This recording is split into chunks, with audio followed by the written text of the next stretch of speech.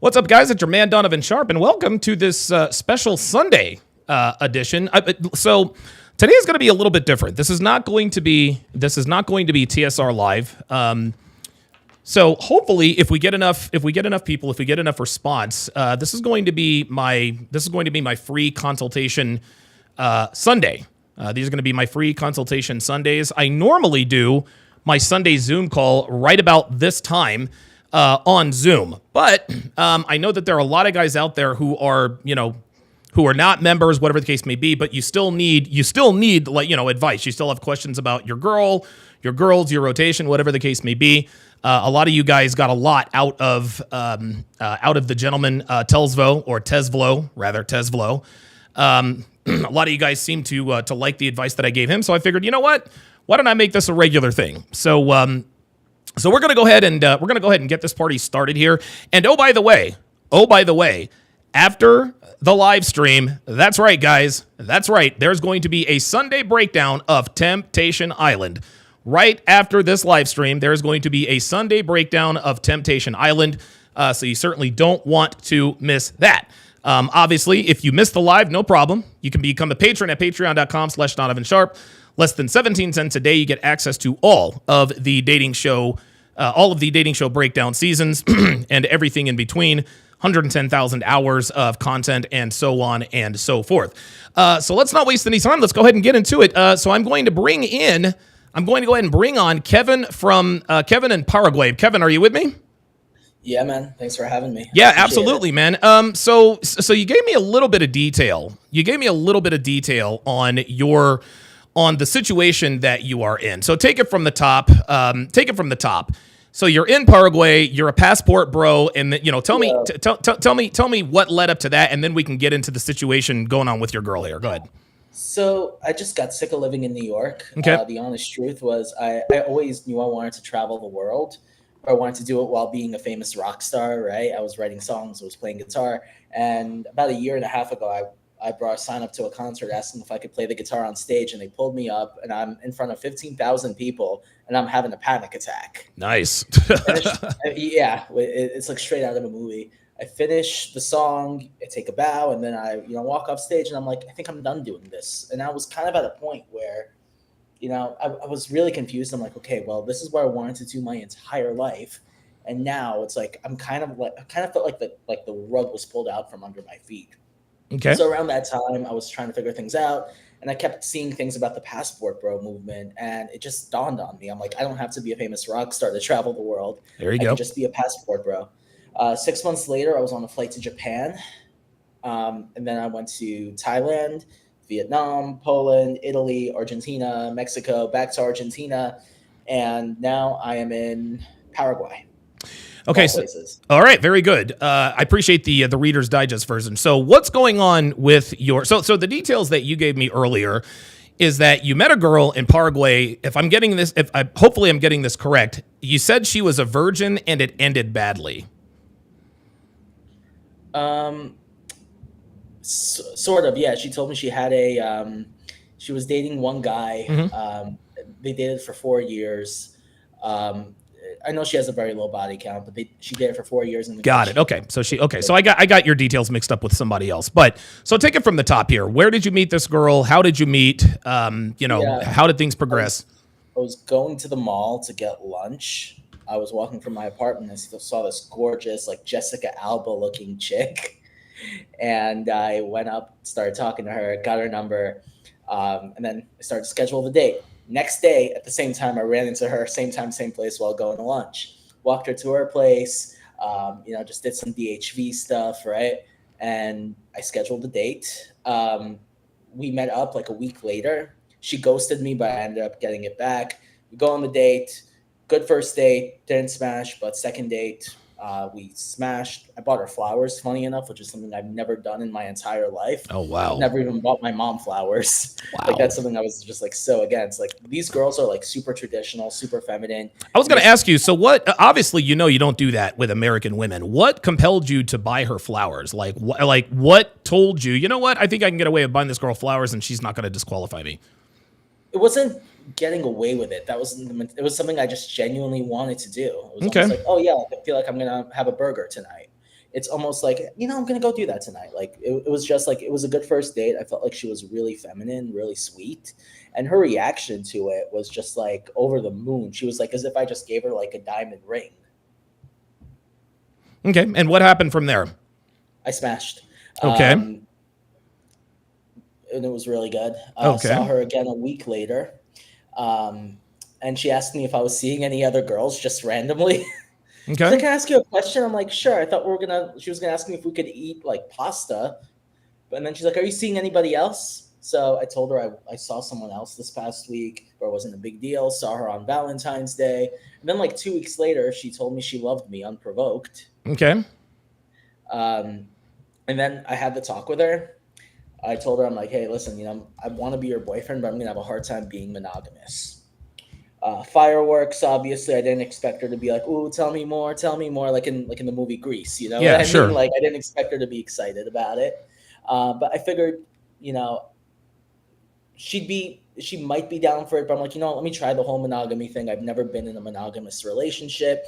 She was a really good quality girl, like a red pillar's wet dream. Like, she had only 2 posts on social media, like private account, no tattoos, super feminine, low body count, literally like passes all the red flags. Okay, so what went wrong? I mean, obviously you called in for a reason.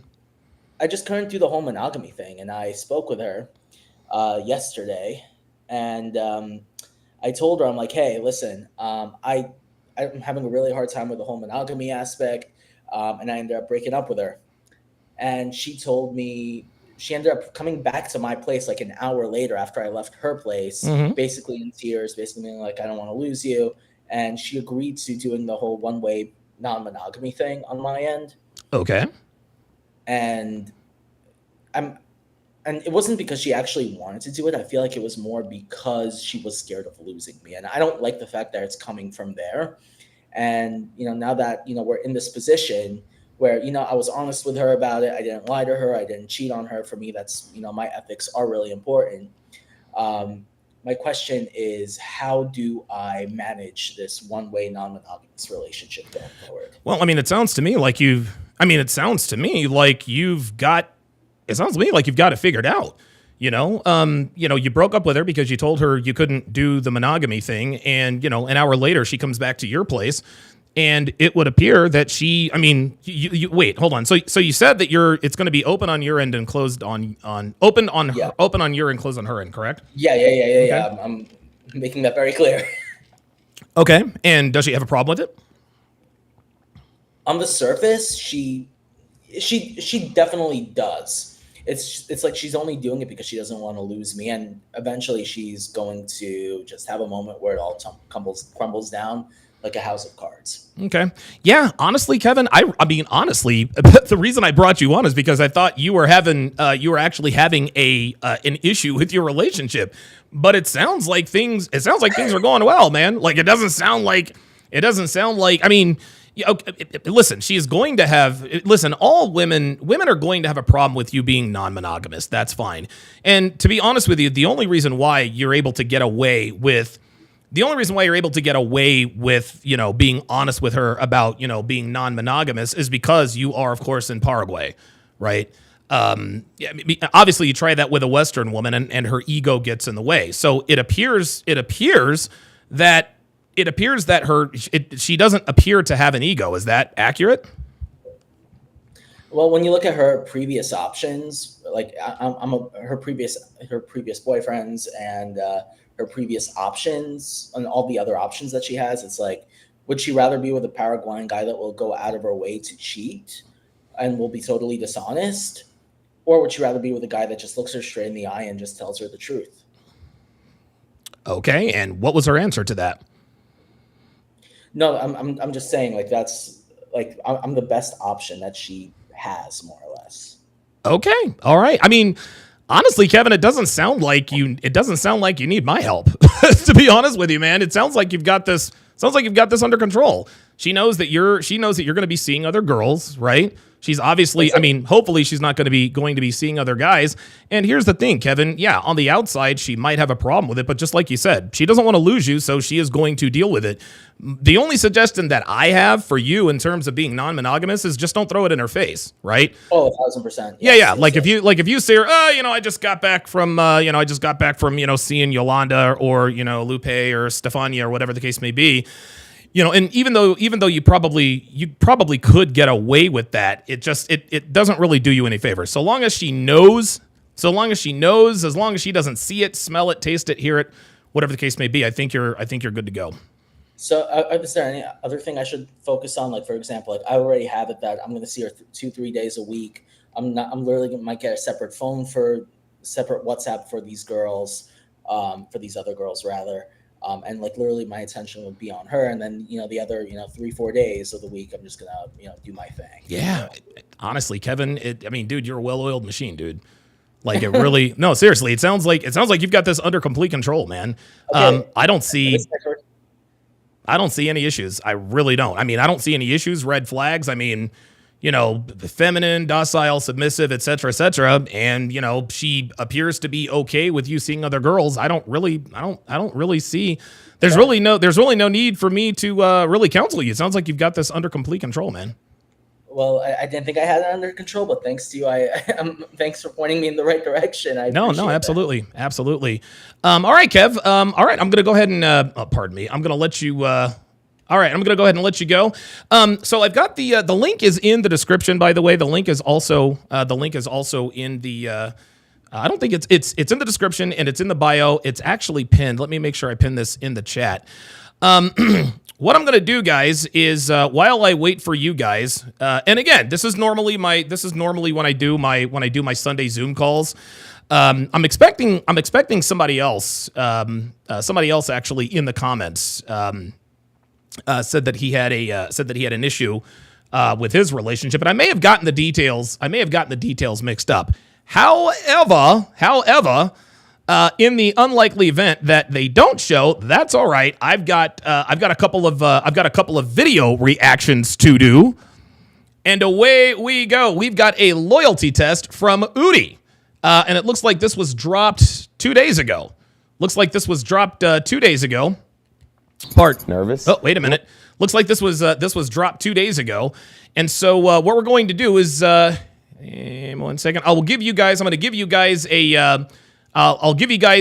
video reaction to the Udi loyalty test. Now, this is a white dude who's putting a white girl, I believe, on a loyalty test, right? Looks like it looks like he's trying to test her loyalty. But of course, listen, they wouldn't post it if, some shit wouldn't hit the fan. So away we go. A little bit. Hope everything turns out all right. Yeah. But, I want to see what's up. Today we're helping Tommy place his girlfriend Natalie to a loyalty test. Why is it that you wanted to put your girl to the test? Something's off lately. She's been kind of distant, I got this job offer in the Bay Area, and I was hoping she'd be excited, she'd be ecstatic about it, but I don't know, the reaction was not what I anticipated. What was the reaction like? Whoa, who the hell is that? I want to know who the hell that is. Blasé, very nonchalant. And by the way, I've got a couple of police videos. I'm going to react to too. So hey, listen, we're here on a Sunday. Let's do it. I'm just, oh, cool. That's I'm happy for you. Good for you? Mm-hmm. That's it? Yeah, that's it.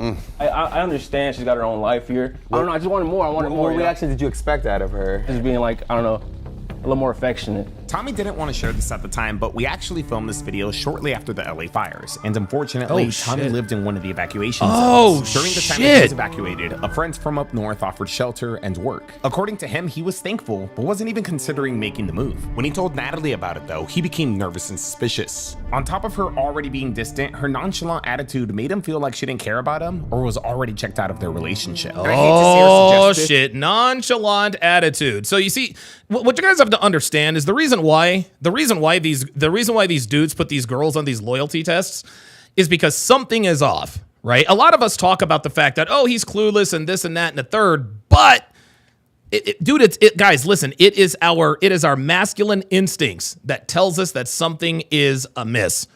Okay? Just because you're not red pill aware doesn't mean that you miss all of the signs. So it looks like this. Listen, A lot of these dudes put these girls on these loyalty tests, and we find out very quickly the reason why. But maybe she was using the hardships and the stress of the fires to find a way to break up with him. But maybe she wasn't, right? Or hopefully she wasn't. Maybe we're all just in our heads. I just expected like stronger vibes. It's like, oh great, friend. Yeah, Pat on the back. Yeah, what is If it were my man and I was in a committed relationship with him, I would have been like, okay, so how are we gonna figure this out? How are we Who is this? I've never seen this chick before. Because obviously I'm gonna support him, but it's also like, Oh, wait a minute. I think I might have somebody else in the queue. Hold on 1 second. Let me check the hashtag pull up studio. It says device not connected. Yeah, okay. It's Dasher. Dasher, for whatever reason, it's not letting me bring you up. So jump out and then jump back in, and hopefully I can bring you up. Let's do it. okay, so what's the plan? And let's plan our future, because that's what you're hoping to have with someone, is a future. See, that's what I wanted. See that right there? Yeah, something like that, you know? Support. Yes, I would sir. do that just for one of my best friends. So I don't know, a few red flags for me. To give her the benefit of Wow. So, and again, listen, man, we all know, never listen to girls when it comes to relationship advice, things of that nature. Like, you don't have to, dude, never, ever, ever, ever, ever listen to girls. But, the girl on Udi's team, it is what it is. Let me see if I can get a hold of Dasher. All right, Dasher, can you hear me? Yeah, I can hear you. Can you hear me? I hear you loud and clear. Okay, I'm gonna, so your camera is off. Everything is good. So Dasher, so you told me that you had a similar situation as Tesvlo. You said that you actually had a girl. Now this was the one. Now you're actually the guy who said that when you met her, she was a virgin and it ended badly. So what's going on with this situation? How did it end badly? First, tell me how it started, then tell me the red flags, and then tell me why it ended.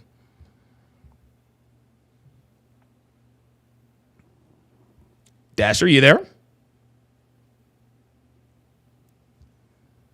Dasher, are you with me? Dasher? Not able to hear you, Dasher. Not able to hear you, buddy. All right, well, hopefully Dasher can get his audio situation figured. Oh, there it is. No, wait a minute.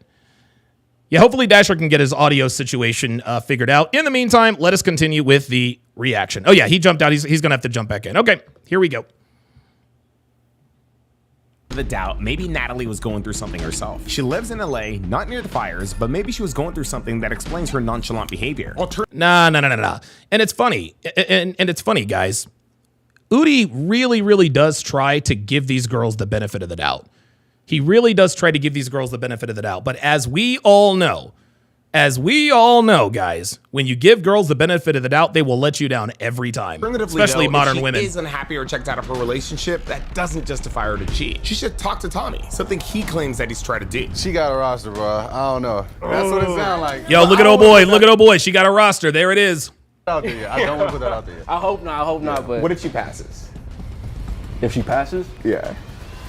I say try one more time. Oh, this nigga. Oh, my God. Oh, my I God. feel like this is one of those tests where there's a lot of hope. This is where we're going to be watching and listening in. We only know what he's telling us, right? Yeah. So it could be that maybe he didn't try to make a plan with her, which is why maybe she's being nonchalant. There's always hope in every test, right? But for this one, I feel like there's a high chance that it might just come down to a communication issue. It feels salvageable, but then again, I've been wrong before and I could be wrong again. If she fails, it's going to suck, but it's for the best, you know? Because at least you'll know. In the long run, I'll find out. I'll save time in the long run. Exactly, yeah. Just text me if anything changes. We'll go post up at the cafe. And so with that, Tommy leaves to go pick up his girlfriend. When he brings her here, our decoy Javian will be asking her on a date. Oh, my God. This dude has a nigga named Javian.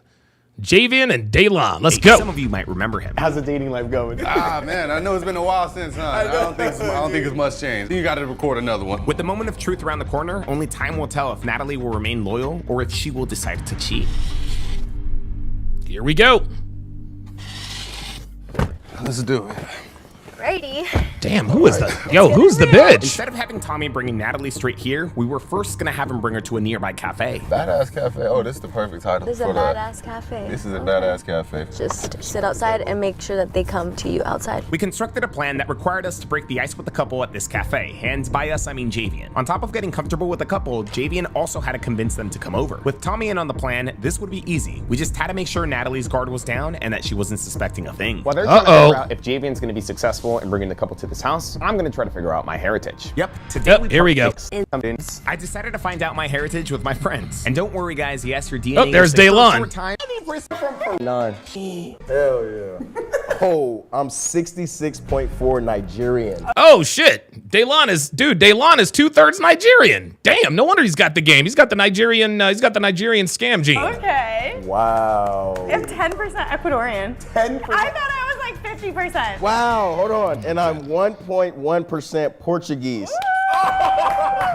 Daylon got some of that Portuguese blood in him. Chilean. To find out I'm Nigerian is kind of crazy. My cousin is on here. Like, I actually know him. I'm genuinely surprised I have Wait, do you know him like in the biblical sense? Like, what's up with that? so much South American to me. My parents are both from Guatemala. That's all I knew. Now, if you guys want to learn more about yourself, My Heritage has a promotion going right now. Click the link in the description box or scan the QR code that you see on the screen and use the Shout out to Ricky Spanish. I'm gonna give Ricky Spanish a Don DeMarco because, dude, Ricky Spanish is probably one of the greatest characters in the history of American Dad. Fucking Ricky Spanish. code. I am not mad at that. UY to receive a 10% Hold up, I'm gonna discount show when y'all who ordering Ricky the kit. Spanish You can is. Hold up. explore, research, and build out your family tree, guys. I'm sure you'll be Ricky surprised as to Spanish. what you'll learn. Thank you, My Heritage, for sponsoring this video. Yes, there he Waiting is. For some time, the couple eventually arrived to the cafe. Oh, you here? Yo, here's Ricky Spanish. This is what Ricky Spanish looks like right here. This is Ricky Spanish from American Dad. I love Ricky Spanish. It's my bad, y'all. My bad. I'm sitting by like Oh, the Jesus. first table with the umbrella. There's a parking spot right there, like super close to them. I need to know And we're who just gonna this risk it shorty for the is. That's what I'm biscuit. trying to Yo, find my out. man, how you been? How you been, man? Been good, been good. This is Natalie. Okay, how you nice to doing? meet I'm you. Javian. Nice to meet you. So how's the drive? It's not too far. Yeah, it wasn't bad? Okay, I mean, y'all ready? Y'all want to order something? Yeah. All right, come on. We're literally right in front of the restaurant where they're meeting, but luckily they don't know this car and our windows are tinted, so we should be good. It's real Hawaiian in here. Oh, I love it. I like traveling, so I'm like, yeah, you guys ever travel? Tommy is pretending to have reconsidered the job that he was offered up north, and Javian is pretending to be the friend that offered it to him. They're supposedly meeting up to talk the next steps into Tommy getting hired. Dang, her being vegetarian, that don't stop you from going out and eating some meat a little bit? Uh-oh. You don't care, yeah? The goal is to get the couple to Javian's I don't know. She's a little too comfortable, man. house so that Tommy could supposedly do his new hire orientation. She seems pretty talkative, which is like, I mean, Yeah, dude. Guys, I'm trying to tell you, man. Beware, dude, beware of women who are just too comfortable talking to other men. Listen, man, you really got to be wary. You really got to be wary of women who are just too outgoing. Women who are too outgoing tend to flirt with everybody, no matter what. They love to flirt because they love that attention. They're like, yeah, let me flirt with this guy and see what he does. she's definitely engaging in the conversation. We can sit at this table right here, maybe. Yeah, this one right here. This one right here is cool. This one? Yeah, I feel like I ain't seen you in a minute, man. It's been a while. It's definitely been a while. Dang, everything been good with your family and everything? Everything cool. Yeah. Family's safe, especially with these fires right now. Yeah, no, I know. A lot of people have to like move down out here, so y'all had a place to stay and everything? Where'd y'all stay? Yeah, we're staying at a hotel in Newport right now because we had to evacuate. Damn Newport Beach. Okay. Javian and Tommy pretend Oh, shout out Coach CGA. He used to live out in Newport Beach. to catch up. Remember, for context, we shot this shortly after the LA fires. Damn. Eventually, Javian transitioned the conversation into the whole job thing. Well, you started with your onboarding or what? I was still trying to figure it out. I was trying to see if it's the right move, you know, because I got so much going on right here, you know. Yeah, I just don't want to miss out on that. So I'm like, I definitely am here to make something figured out. No, I feel it. A lot of things to consider. A lot of things. I mean, have you started any of the paperwork, anything? Like, is that... Yeah, Diabolical Man says her boyfriend is passive. Yeah, he is very passive. He's not very forward. Without anything? Well, no, because the fires, you know, I haven't really looked into it too much. Yeah. Yeah, no spoilers, Ricky Spanish. No spoilers, please. Or done any of the onboarding process or anything. Okay. You know, but once I get Something- home, I get my laptop, I get everything situated. I'll Take a second to think about it. If I don't got my laptop on me, I don't got nothing. What if we just came over to my place? Y'all came over, just chill, just kick it. I'm actually 5 minutes away from here. Yeah. You came over, thought about it at least. I have the laptop there, so you ain't got yours. You can maybe fill it out on my laptop, kicking it, and then we'll go from there, man. What do you think? You think I didn't do it? Maybe y'all met me over there in a few minutes. My place is a little chaotic over there. I got to clean it up a little bit. Don't get me wrong. I live by myself, so sometimes I got things everywhere. Dude, when your girl is chuckling and laughing at another man sitting in front of you guys, this is highly, highly disrespectful. This is highly disrespectful, man. Highly disrespectful. Yeah, let me, I'll send you the address right now, actually. Yeah, y'all fine with that, though? Yeah, no, Came up for a little bit? Yeah. Okay. We're gonna pull out of this spot, that way they don't see him coming to the car. All right, well, I'm gonna head over there. Maybe I'll just, I don't know, go get some gas or something, start your car, let it warm up for 5 minutes. And then I'll catch y'all over there. And with that, the first phase of our plan has played out to perfection.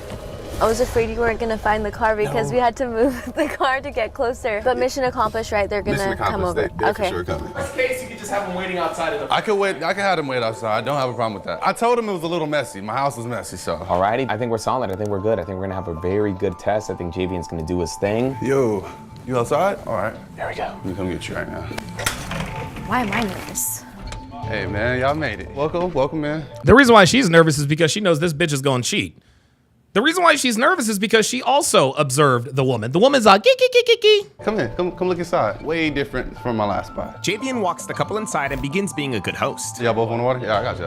We have to keep it down because they're literally right there. Tommy, man, talk to me, man. You stress me out over here about this whole job stuff because, like, bro, if you don't take this offer, man, like, I don't know. They gonna give you that spot up. All right, here we go. He's gonna set up the ISO. It's a big move. It's a big jump. But if I'm being honest, like, that's where I started, bro. And like I said, like, and then that's how I got here. Like, honestly. Yeah. Have you filled out the paperwork or anything? Like, to start? I got the email this morning. I haven't checked it out yet, though. It's better for you to have your name in the system, so then that way they could, like, at least know that you're still interested. Yeah, see, this guy, listen, this guy is a good, I don't know if this is a good cover or not. Because, and listen, man, I'm sure this is going to work out, right? I'm sure the girl's going to buy it.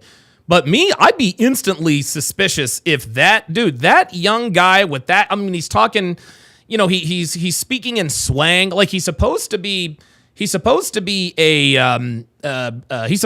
owner of a company, and he's supposed to be in charge of hiring people, but he's talking like one of his homeboys, you know what I mean? I don't know.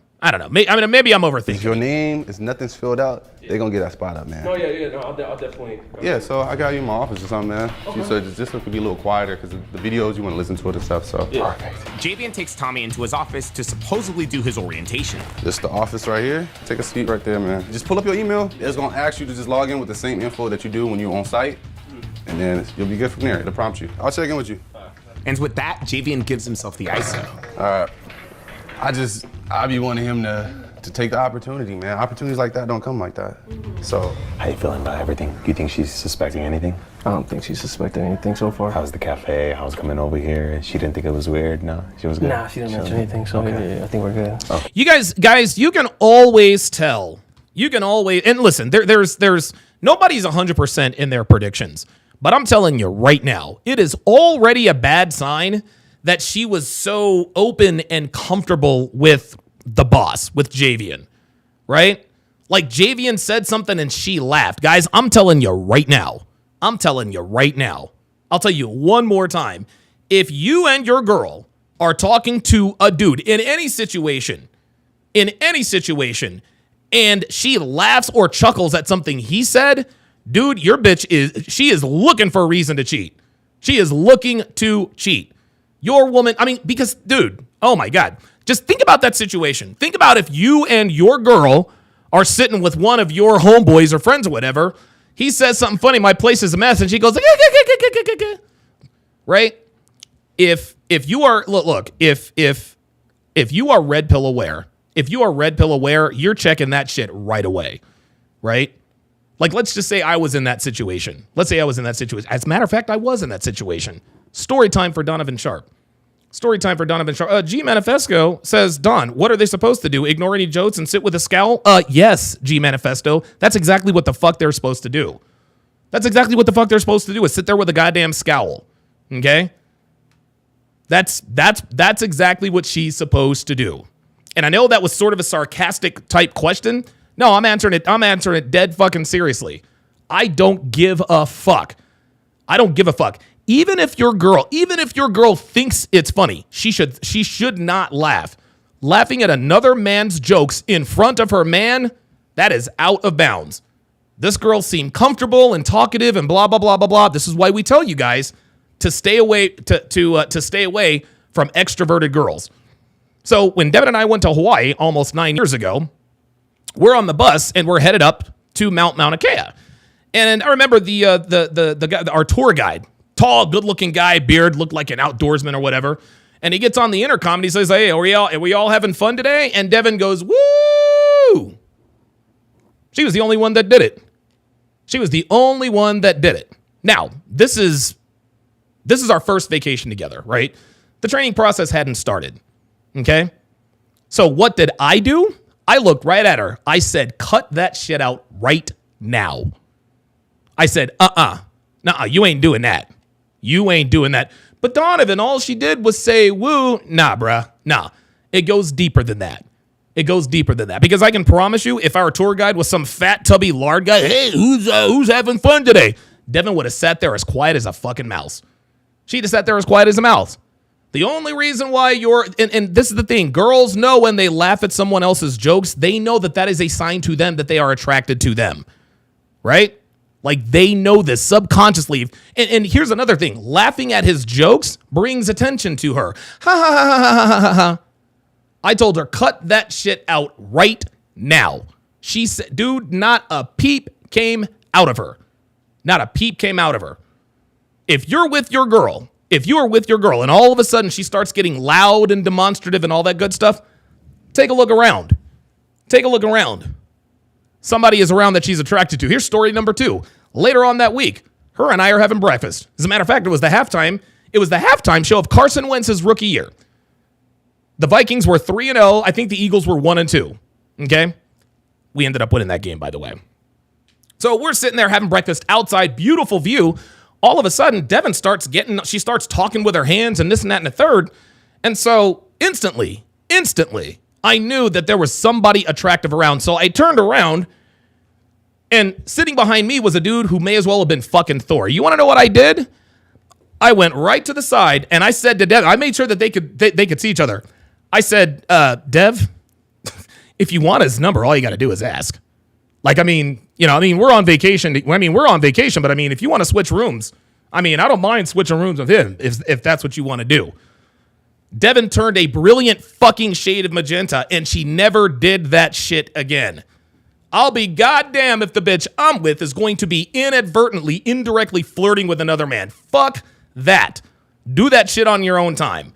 So no more woo and no more. No. Dude, if Devin's in the chat, she will fucking tell you that shit word for fucking word. That's exactly what the fuck I did. That is exactly what the fuck I did. Look, if you want to give me your number, don't let me stand in the way. Don't let me stand in the way. Not another fucking word that whole breakfast. This is why that girl sitting there, he has such a dirty, dude, the dude wasn't even funny. The dude wasn't even funny, yet she was, How do you feel on that? It's okay. You know what? If it's a good job for him, then I'm like trying to be supportive. Do you see how talkative she is? Let's start that again. She is way too fucking comfortable here, y'all. I was coming over here and she didn't think it was weird. No, she was good. Nah, she didn't mention anything, so okay. Yeah, I think we're good. Okay. How do you feel on that? It's okay. You know what? If it's a good job for him, then I'm like. Look at this. Look at this. Just trying to work out the logistics, but Despite already having the ISO, Javian takes things slow. He decides to break the ice more before making his move. What's your culture? Where are you from? I'm mixed, so Mexican, native, Spanish. I don't know, whatever. Oh, that's actually kind of fire. Yeah. Yeah. You never met anyone with that I've mix? never met anybody with that I know two mix. people with that mix, actually. I'm a few. Dude, she is way too comfortable. G Manifesto says, devil's advocate, maybe she's in sales, LOL. I don't give a fuck. I don't give a fuck what she does for a living. I don't give a shit if she coaches people how to be outgoing for a living. You better sit there still as a fucking statue. This bitch is way too outgoing, way too talkative. Dude, no fucking way. See how comfortable she is? She's leaning back. German, African American, and then white. That's a cool mix, too. Yeah, people thought I don't know, I look like Samoan or something, or they say Dominican. I've gotten Dominican a lot, actually. I can see that. People always think I'm Hawaiian. I would say you look probably Hawaiian or something. That's what people say. Yeah. No, that's not me. No? You see how she's talking about herself? When a girl talks about herself to a man she doesn't know, she is attracted to that man. And listen, guys, it's not a crime for your girl to be attracted to other men. Okay? You guys gotta understand this. Yes, Devin loves me, and I love Devin. But just because Devin loves me and is committed to me, at least for the time being, doesn't mean she's not going to see men that she isn't attracted to. Okay, dude, her and I did some shopping today. We went to Lowe's. Okay, we're gonna paint one of our rooms. We're actually taking one of our 94 bedrooms. We're actually going to turn it into her official office because, of course, she just started her business, got her new client, So we're out shopping for paint. We went to 3-4 places today. Went to Michael's, all that good stuff. Okay? I'm 100% certain that Devin probably saw a man or two that she was physically attracted to. She's human. She has eyes. Just because your woman loves you, that's not going to automatically switch off her eyes. As Manosphere Highlights Daily says all the time, attraction is not a choice. Devin can't help but be attracted to men who are attractive. Same with me. I see women I'm attracted to all the time when we're out and about. But the difference is, Devin doesn't show it. She stays close to me. She pays attention to me. She's not making eye contact with anybody. She's not being demonstrative. She's not starting conversations with strangers. No, I start the conversations with the strangers. We pulled up beside someone who was towing like a dune buggy. A beautiful day. And I was like, man, I bet those tires scream. I was like, yeah, they sure do. Can't hear it over the V8.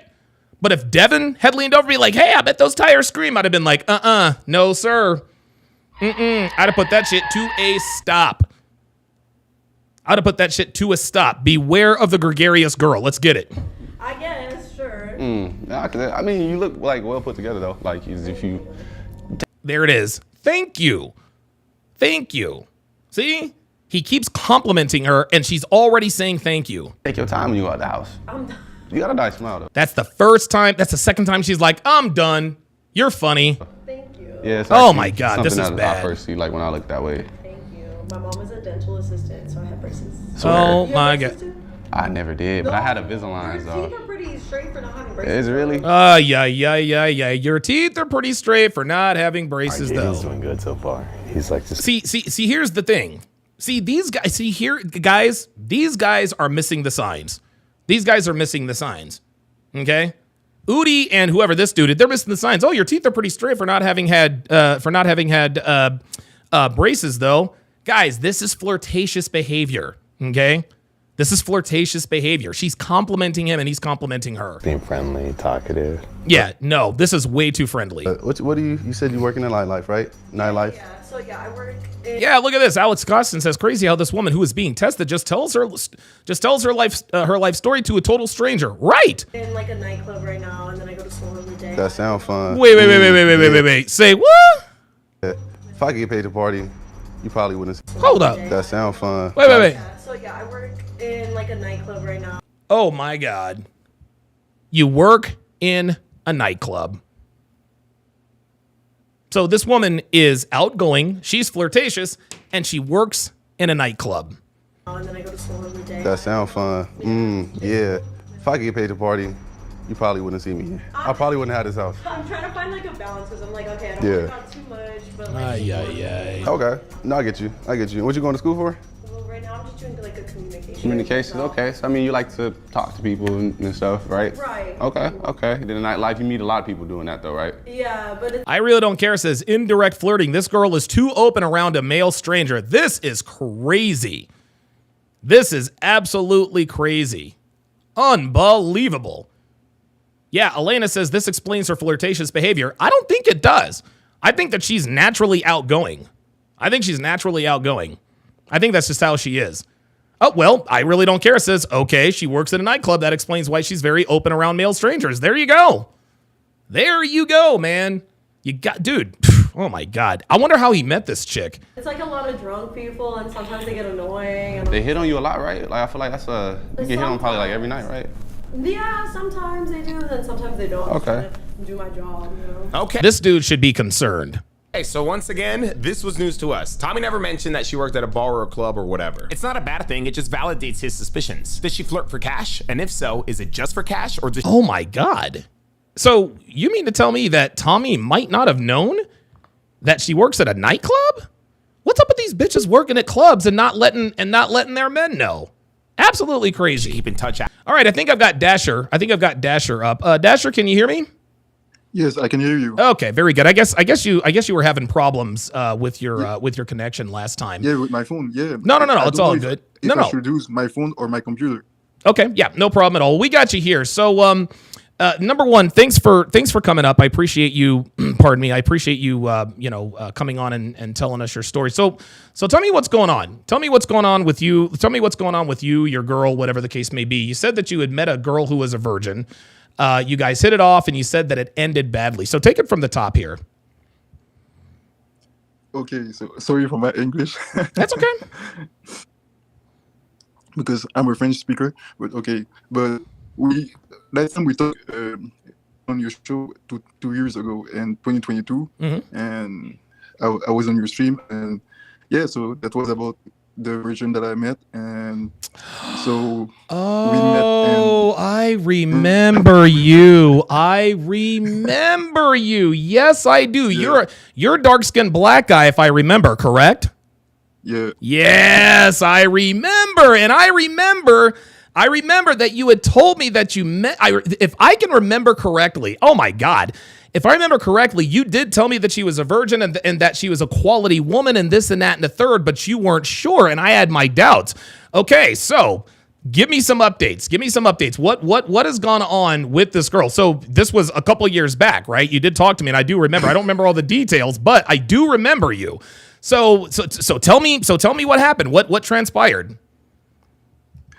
So so now it's over, obviously. Obviously. Yeah. Wait, hold on. Before you go on, did you fuck her? Like, did you get to have sex with her? No, of course not. Oh, nah. Oh, you didn't smash. Okay, all right. Well, we'll take it from the top, man. How did you meet her, and how did it go? Yeah, we met at the bus stop because we live in the same neighborhood. Yep. So we met in 2022. Sorry, and summer 2022, and so yeah.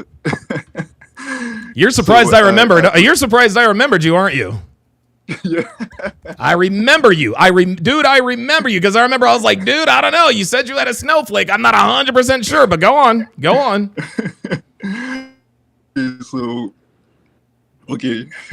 Sorry, my English is not really on point, but I will try to do my best. It's all good. So yeah, we met in 2022, and summer 2022. You talk about this. You talk about it, and many other channels talk about this. It was summer 2022. Okay. That was the greatest time. Like people called it the honeymoon phase. Yeah. I believe the honeymoon phase. Yeah, it was a great time. Like when I was flirting with her, she was flirting back, and we were walking together in the woods. And also another day we went at the mall, and she asked me what I was looking for in a woman, what was my standard in a woman, and I just said I wanted her to be feminine, pretty feminine, and reserved, like a virgin, like never been with any guy. Okay. So that's it. Because obviously, I don't know if I told you that last time we talked, but I'm a Christian. I'm Baptist. Yep. I know that you used to go to Baptist church. And that's right. Me too. So I'm a Baptist, and when it comes to her, she's not a Christian. She's religious, but she's a Muslim. So I was fine with that. And I have a lot of friends who date Muslim, and some of them are good quality men. So that was the case for her. So we get along, and so yeah. After that, in summer 2022, yeah, we saw each other many times, but I didn't take her phone number because she told me that she had like religious strict parents who were watching her phone. So she only had girls in her phone. So I didn't really care about taking her phone number because I knew that I would see her again since we are taking the same bus. Okay. So yeah. Okay, I'm gonna try to make this as clear and quick as possible. Okay. So, in summer 2022, it was great. And then I'll tell you what, Dasher. I'll tell you what, yeah. Dasher. I'll tell you what. Here's what I'm going to do. Yeah. You called in, and I think I have found the video. What I'm gonna do is I'm gonna play the video for the audience. For the audience because.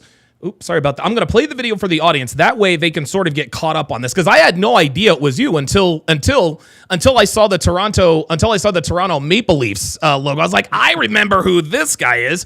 So hold on. So sit back and relax. Yeah. So sit back and relax. I'm going to play this video for the audience so that they can sort of get an idea as to what's going on here. Here we go. Okay. Just to refresh. Yes. A young virgin. It's because she's a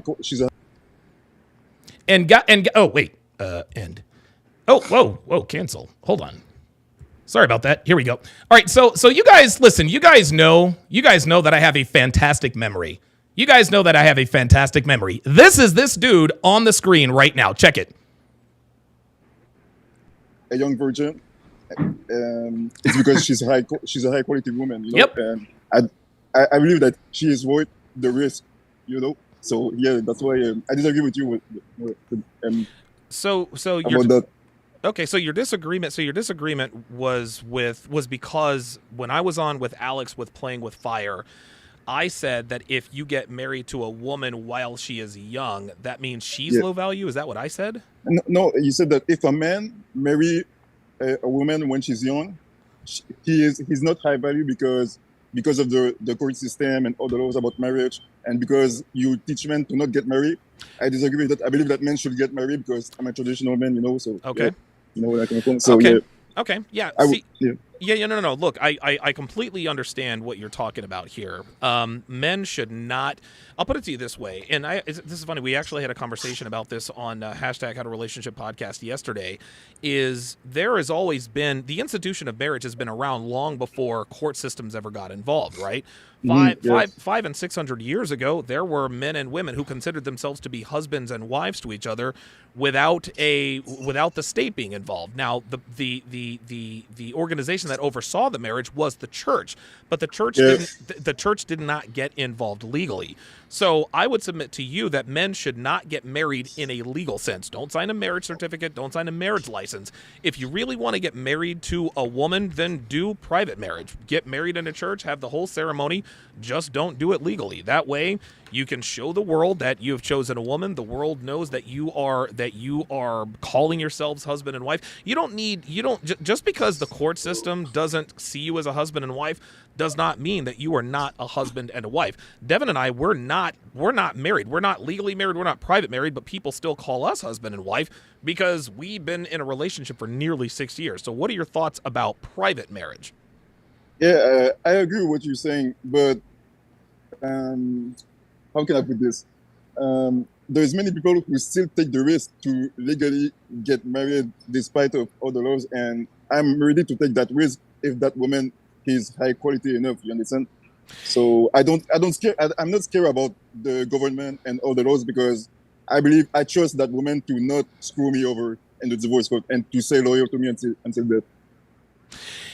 See, this is where you're wrong because even women with the best intentions, when they get, if you marry, now here's the thing, you obviously English is your second language, or it's not your first language. Where are you originally from? I live in Canada. I'm French.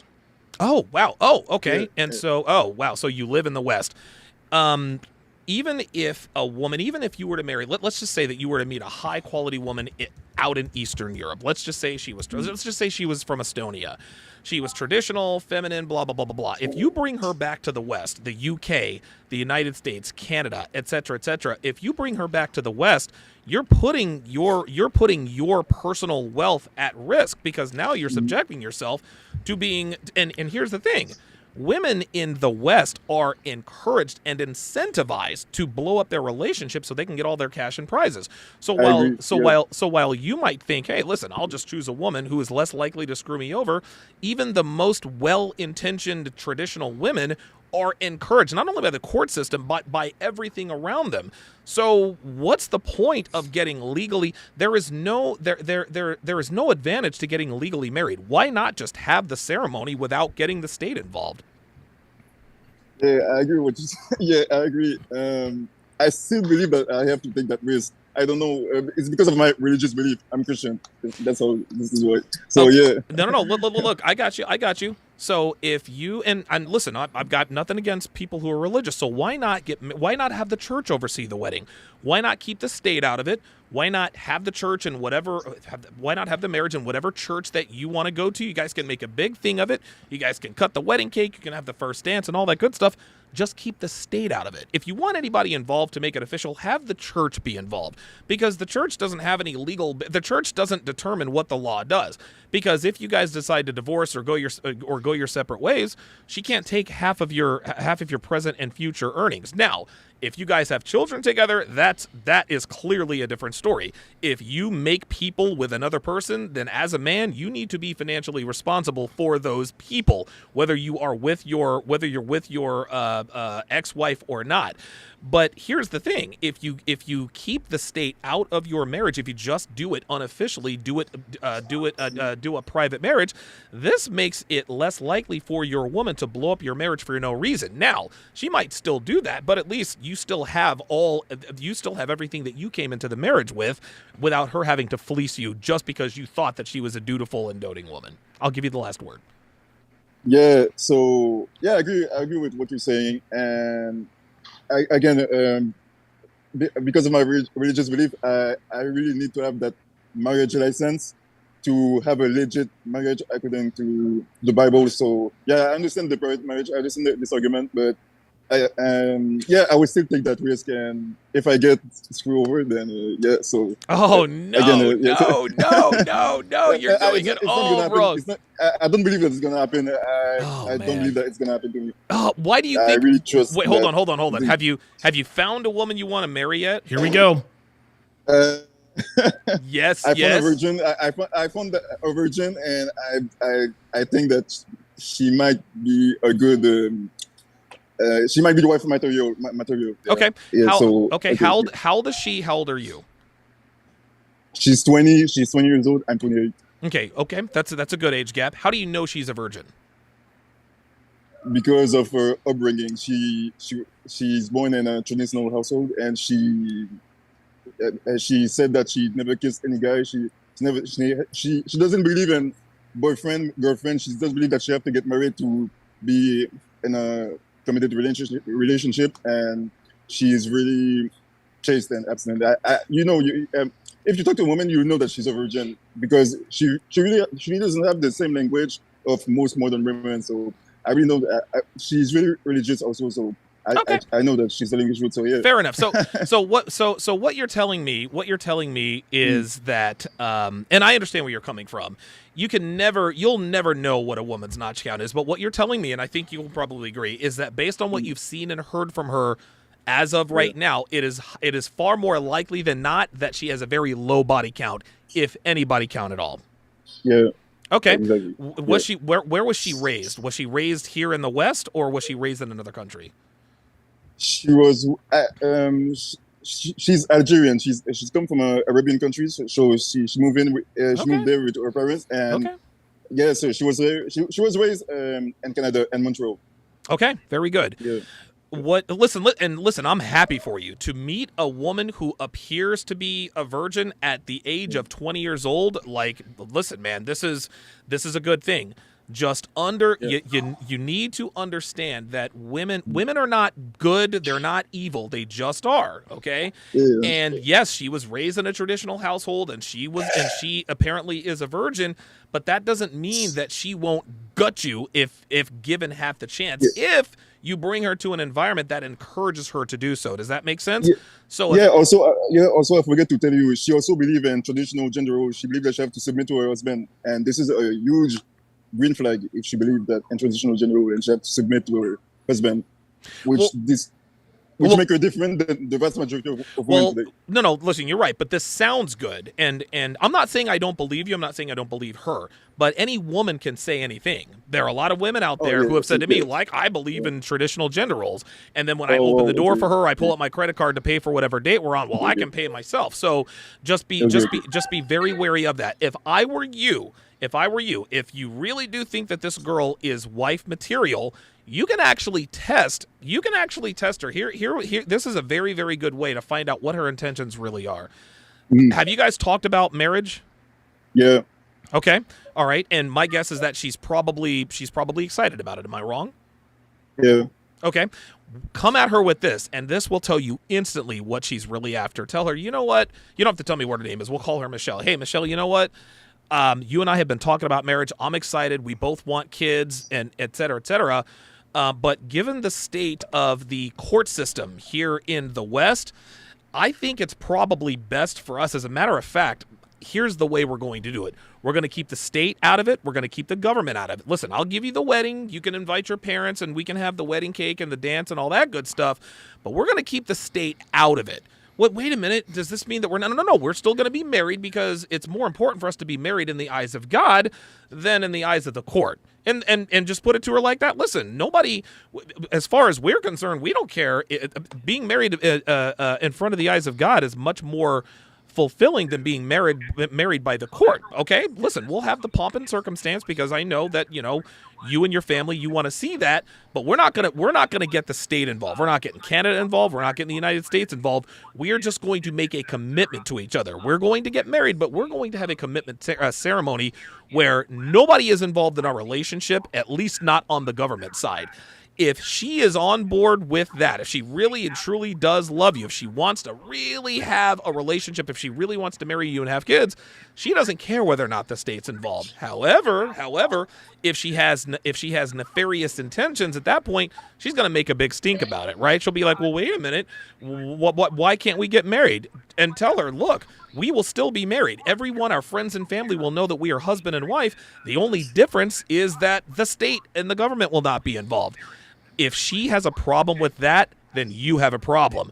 But if she says, well, yeah, I don't care. It's just a piece of paper. I don't need to sign anything. If we make our vows in front of God and in front of a priest or a minister or whatever, I'm good with that. If she's good with getting married to you without the state getting involved, then at that point, that bodes very well for you in the future. Okay, so all right, and so that is the way our conversation started. So talk to me about what has happened since that conversation. Okay, so that conversation was in summer 2022. That's correct. So obviously, before I met her, I met all the women that I met before I met this woman were already in a relationship or were seeing somebody. Mm-hmm. So when I was seeing that woman in summer 2022, I was okay. This it's just the beginning. So she might change her behavior just after a few weeks or after a few months. So I shouldn't be quick to assume whatever. So she might be great right now, but tomorrow it might change. So, okay. So it was until 2023, summer 2023, when I see that we were still getting along mm-hmm. and talking to each other, mm-hmm. and she was still treating me just as she was still treating me the same way that she was treating me at the beginning. She was still treating me treating you well, and she was well behaved. Okay. Yeah. So when we were in summer 2023, I was okay. I didn't see any change. Okay. I didn't see anything different. Okay. She's still happy to see me. She's still respecting me. So in my head, I was like, okay, so I know what I have to do. I know what I get to do. And I buy a ring, and I proposed to her. And what did she say? So, yeah. So I went to the shop to the jewelry. I bought a ring and I proposed to her. When we were when we were at her bus stop. I proposed to her, and she said first she was surprised, and she said how is she going to explain that to her parents? And my answer was we figure it out later. So I asked her, will you marry me? And she said, I'm not ready yet. I gave you that comment. What did she mean when she said I'm not ready yet? So her answer was, I'm not ready yet. I was like, of course you're ready. So just answer yes or no. Would you want to marry me? I'm not ready yet. I have to do this. I have to do that, and I want to become the best version of myself. And no! No! Now hold on, Dasher, real quick. Hold on, Dasher. So you said she was raised in the Middle East. How long has she lived in Canada?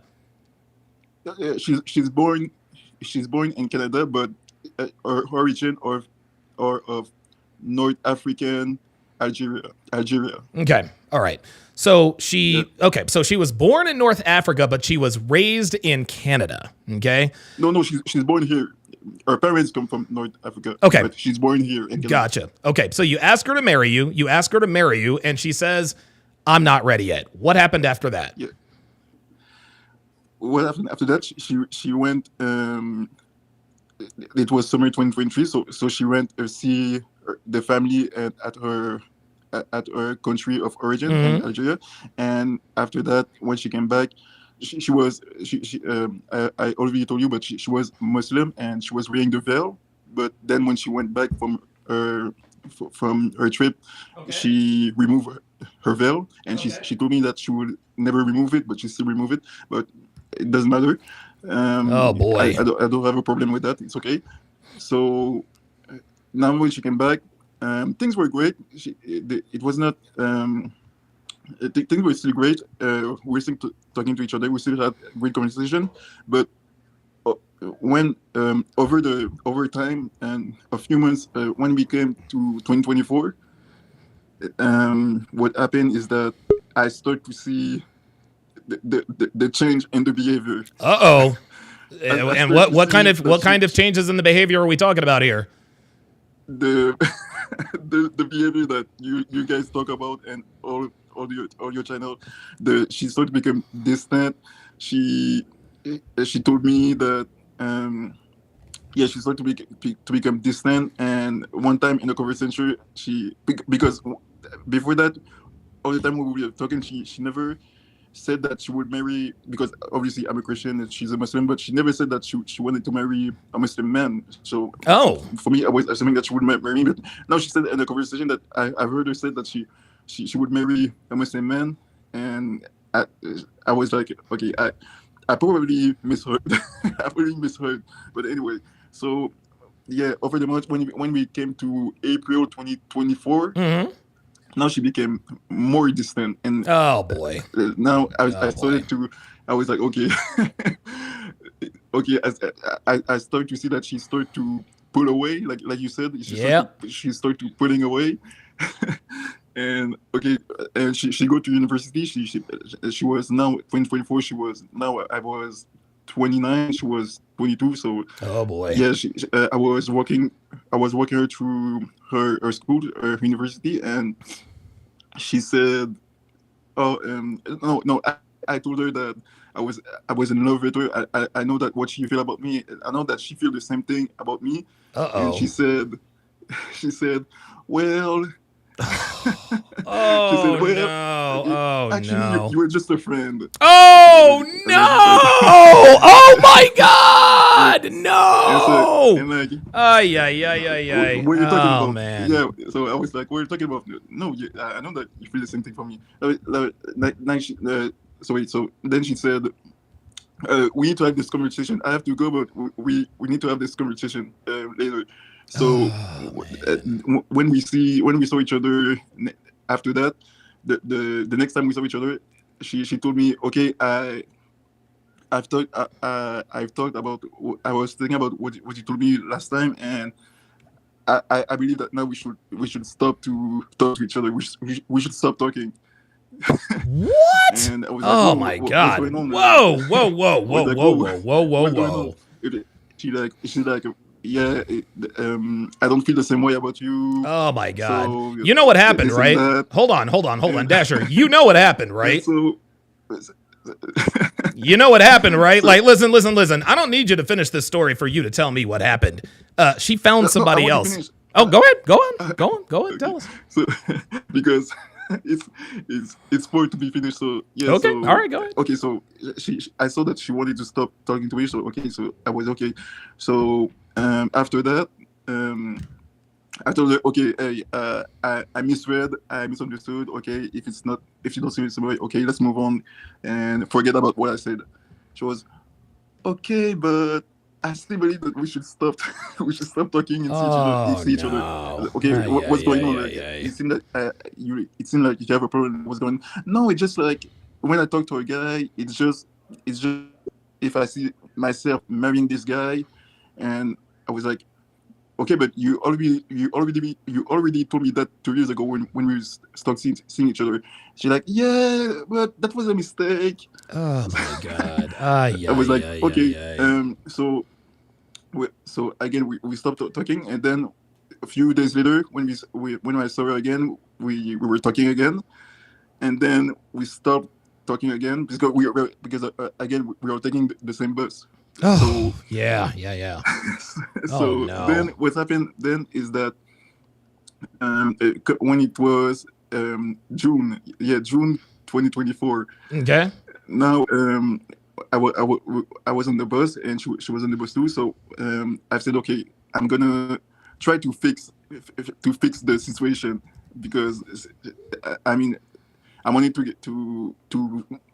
I wanted things to go back how it was before. So okay, I tried to fix the situation. So when I came to see her, when she got out of the bus, she was going to the subway, the restaurant, the subway. And when I was working with her, I said that I was missing her and all this stuff. And boy. She said we already had this conversation. I tried to go for the kiss because I never kissed the woman. So for the first time, I tried to go for the kiss. And and what did she do? She shoot me down. She pushed away my advance, so she shoot me down. And so then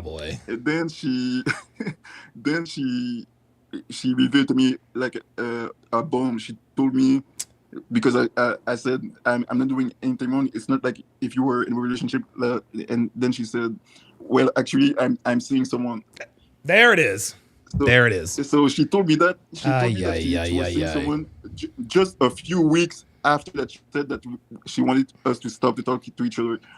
So I was confused. I was like, I don't understand. Yeah, of course you're seeing someone. You're seeing me. And she said, well, actually, no, I started seeing someone. I said, when? She said, recently. It's recent. And I don't believe that it was recent. I believe that this is what the cause.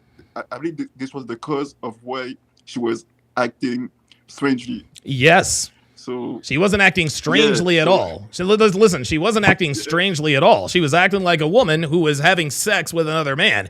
And you better believe it. And let me ask you this. Do you think she's still a virgin? Yes, I believe that she's still a virgin. I might be wrong. No, bruh. Let me ask you again. Do you think she's still a virgin? Yes, I believe that she's still a virgin. Okay, what makes you think she's still a virgin? Well, what makes you think she's still a virgin, Dasher?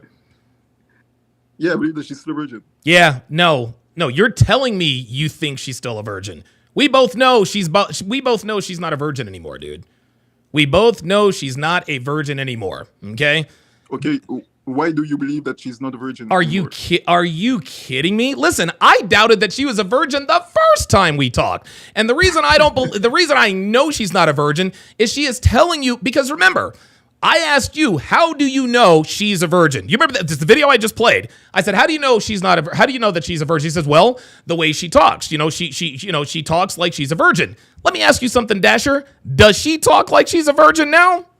I need my own space. I'm seeing somebody else. No, not right now. Or is that the vernacular of a virgin Muslim girl, my friend? No. There you go. So, and listen, man. We all take L's in life. And the thing is this is why I tell men, get as much experience with women as you possibly can. Because your lack of experience. See, here's the thing. When you were talking to her that last time, you should have known that there was no way she was going to let you kiss her. Like, you guys had conversations before. She didn't want to talk to you. She didn't want to keep talking. She told you she wanted to be friends, but you still went for the kiss anyway. That's so just. She didn't want us to be friends because she doesn't believe in men and women friendship. So she didn't want to be friends either. She would just want to go no contact and stop talking anymore. Yes, and that's not the reason why she didn't want to be friends with you. The reason why, so you're telling me that she has no male friends? She told me that she only have female friends. She told you she only has female friends, just like she told you she was a virgin. Yeah. And this other guy that she's seeing, do you know anything about this other guy she's seeing? If she truly seeing so if she's seeing someone else, it can only be a guy at university or at work. She's a nurse. She's studying to be a nurse. So she's training to be a nurse. Yeah, listen, man. And I'm sorry this happened to you, but this is I don't think there's anything you could have done at this point. You needed to have the requisite experience to deal with this girl, because the thing is this, man, this woman fell prey to feminism. Okay, yeah, she was, she's born and raised in Canada, but she had the background. But obviously she fell prey to modern feminism. And here's another question. This is interesting. My wife actually just put this in the chat. What Muslim family sends their daughter to university? Like you said, she came from a strong Muslim family. Do you have any idea why her parents would send her to university? Well, most Muslims in Canada, their parents send their daughter and son to university. So I think that this is the same reason from all other Muslim parents. Okay, right.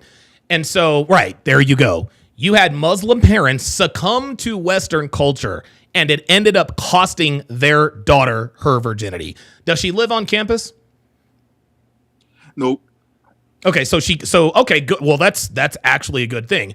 Did she meet this guy, this guy that she's seeing? Did she meet him at work? Did you meet him at school? What else do you know about him? It's either at work or at school. Because she told me that if she talked to a guy, if it's because she has to talk to him. Either it's a guy that it's a colleague or a guy at work. Okay. Or a patient. Yeah. Okay. All right. Yeah, man. And also you said that she might be brainwashed by feminism, but I know that because I noticed that when I was talking with her, I know she might watch some red pill content, because I've heard her talk about stuff like if a woman, when the more a woman get older, the more she lose her value. And no, you don't. No. Hold on, Dasher. No, Dasher. You don't have to be red pill aware to know and understand that the older women get, the less valuable they are on the dating and sexual market, right? Like, listen, women have known this for eons. That's why they came up with the phrase "never ask a woman her age," because when you ask a woman her age, you're essentially shit testing her. How old are you means how valuable you are. So let's go. Yeah, but she used the term SMV, sexual market value. So I know. Oh well, she knew SMV. Then yeah, she definitely watched red pill content. So obviously this is over. I think you know and understand that. Yeah. Wait, why are you saying that? Why are you saying that? Because she told you she didn't want to see you anymore, didn't she? Yeah, but she said that, but I still believe that I'm the guy that she wants. I still believe that she wants me. Why? What makes you think that she still wants you? Well, when I think about all the good time we had together, yeah, that's in the past, Dasher. That one day she will. No, Dasher. Let me explain something to you. And you're inexperienced, so I understand me having to explain this. Once a woman loses interest in you, she never regains interest in you. Okay. If a woman is interested in you and things are like, I don't think I have ever been with a girl, okay, She leaves because she just doesn't like me anymore because she cheated. And then, a couple of years later, she comes back. It never, ever, ever happens that way. Ever. Once a woman loses interest, she loses interest forever. Now, there is a glimmer of hope for you. Would you like to know what that glimmer of hope is? Yeah. Okay. How old is she right now? You said so she's 22 right now, right? Yeah, I'm 30. Yeah, you're 30. Yeah, she'll call you when she's 37 years old. I don't get it. Why? Yeah, the reason she'll call you when she's 37 years old is because she'll probably have a couple of kids. She will probably already be divorced. She'll be a single mother, and she'll think, you know what? I remember that Dasher guy who actually still believed that I wanted him after I told him clearly that I didn't want him and that I was seeing someone else. You gotta what you're gonna have to start doing, Dasher, is you can't believe what women tell you. Okay, this woman told you she was a virgin. Yeah. All right. I don't believe she was a virgin at all. I think she told you she was a virgin so that she didn't have to have sex with you. You see, here's what was happening. She was having sex with someone else, and she knew that this guy was not good for a long-term relationship. But she knew that you're a religious man and you're marriage-minded. So she decided to tell you, well, I'm a virgin. I want to wait till marriage. So what she did is she strung you along little by little. Only when she decided she liked the guy that she was fucking did she finally have the gall to tell you, yeah, you know what? I'm not interested anymore. There is absolutely no way you have a woman who was born and raised in Canada, which is a feminist hotbed, goes to university, who is still a virgin at 22 years old. There is absolutely no way. I understand what you mean, and also I understand the video that you did and other guys did when you said that there's no such thing as a woman who is truly single in today's day and age. No woman is single, and that's why all these years I was looking for a woman who's a virgin. And when she told me that she's never been in a relationship, that was the first time I was hearing a woman told me that since ever. So that was refreshing, and she acted accordingly, and that was credible for me because I've looked how she behaved and how she treated me, and that was consistent. And she was doing what Mr. Lucario talked about. I like Mr. Lucario. He talked about a woman should give you consistent cooperation, and that's what I saw. That's what I saw it do to me. So. And then she started. And then her behavior changed. I can listen and this is the call that I had on Friday. When a woman's behavior changes, okay, and you can always sense when a woman's behavior changes. When a woman's behavior changes, there is another man on the radar, okay? Not only that, always. Right. Not only that, you told her you were looking for a virginal woman who is looking to get married. So in order to keep your attention, she had to tell you, I'm a virgin and I'm looking to get married. That was music to your ears. As somebody says in the chat, that was your password. That's what that was. You gave her the key. You said, here's what I'm looking for. And she said, oh, funny you should mention, I am literally everything you were asking for. And here's something else there's something else you probably didn't know. You got to understand that sluts have better girl game than actual good girls. Actual good girls don't have girl game, okay? Good girls just know how to be good girls, okay? But bad girls and sluts, they know how to mimic good girl behaviors even better than good girls do. It sounds to me like you, and again, like honestly, you guys may as well be in California. You guys may as well be in California because feminism, feminism is an even bigger scourge. And dude, you're in Toronto. You're in Toronto, Canada. Toronto, Canada is the feminist epicenter, basically, of the continent. And I'm sure you've seen slut walks and parades and all this other kind of stuff. So you mean to tell me that this girl who was born and raised in Toronto with all of the culture around her, all of a sudden she starts acting funny. She tells you, I'm seeing someone else. But you still think she's a virgin and you still think she wants to be with you. I want to correct you quickly. I'm in Montreal. I just put Toronto because I like the team, but we live in Montreal, Canada. Okay, fair enough. Okay, fair enough. All right. If you were, let's just switch roles here. Let's just say that I was you, and I told you the same story you told me. What would you tell me to do?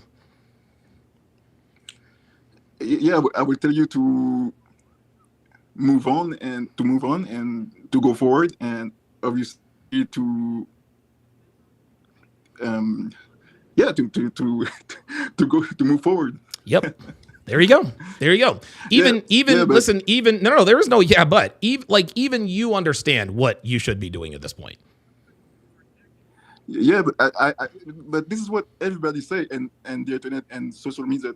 That after that we have to move forward, but at the same time, I have to be realistic. But I cannot remove those memories from my head. I will never move forward. I will never move on. I will move on, and at the same time, I will never move on. I will never forget what happened.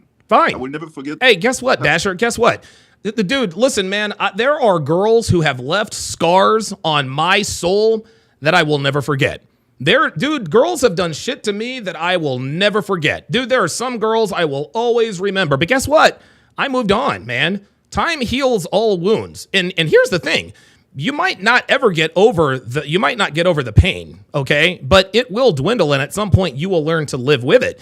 But I think the issue that you're having is you don't think you will ever meet another girl like this one. Does that sound about right? Yeah, obviously, yeah, you're right, yeah. Okay, yeah, get that out of here. Even if I meet one tomorrow, now I reconsider my view have changed, and even if I met another virgin tomorrow, I will be like, okay, cool, because I know what they're capable.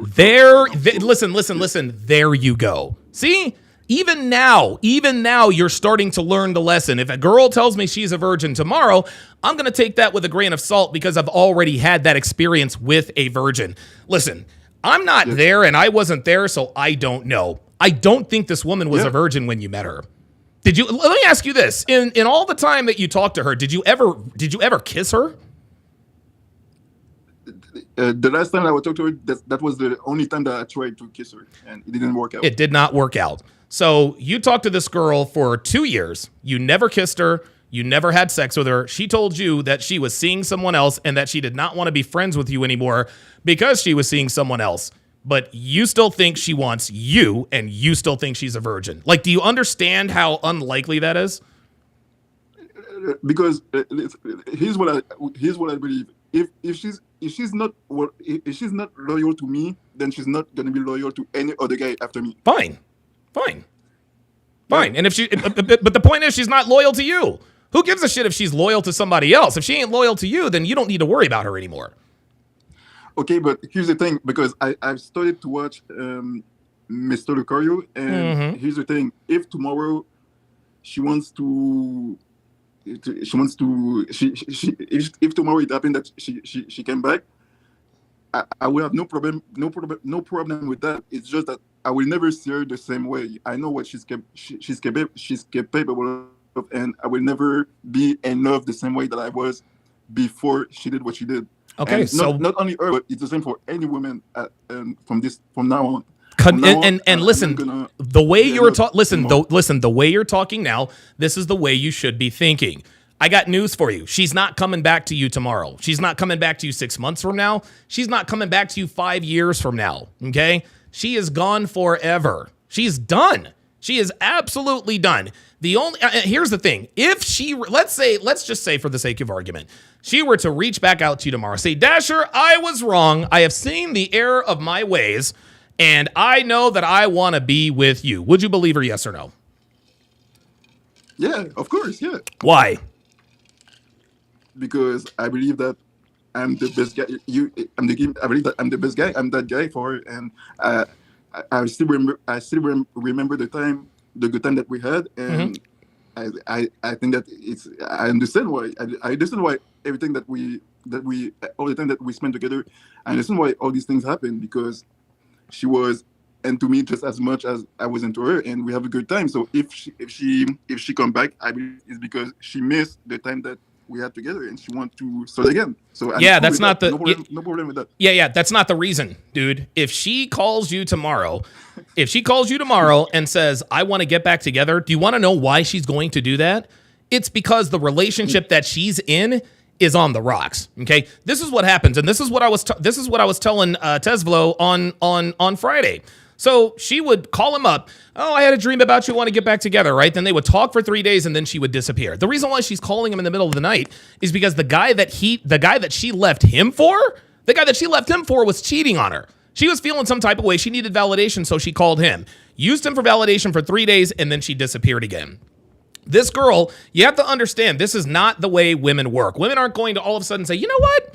This guy really is the best option for me. And listen, I applaud your confidence, Dasher, in you thinking that you are the best option for her, but you don't know that. And it doesn't matter what you think, it matters what she thinks. Your sexual market value isn't determined by you, it's determined by the market. I can sit here and say I'm Donovan Sharp and I'm this high value man. But if girls don't if girls aren't throwing themselves at me, if men don't envy my life, then I can't call myself an alpha male. You understand what I mean? And I've never ever called myself an alpha male, not ever to any degree.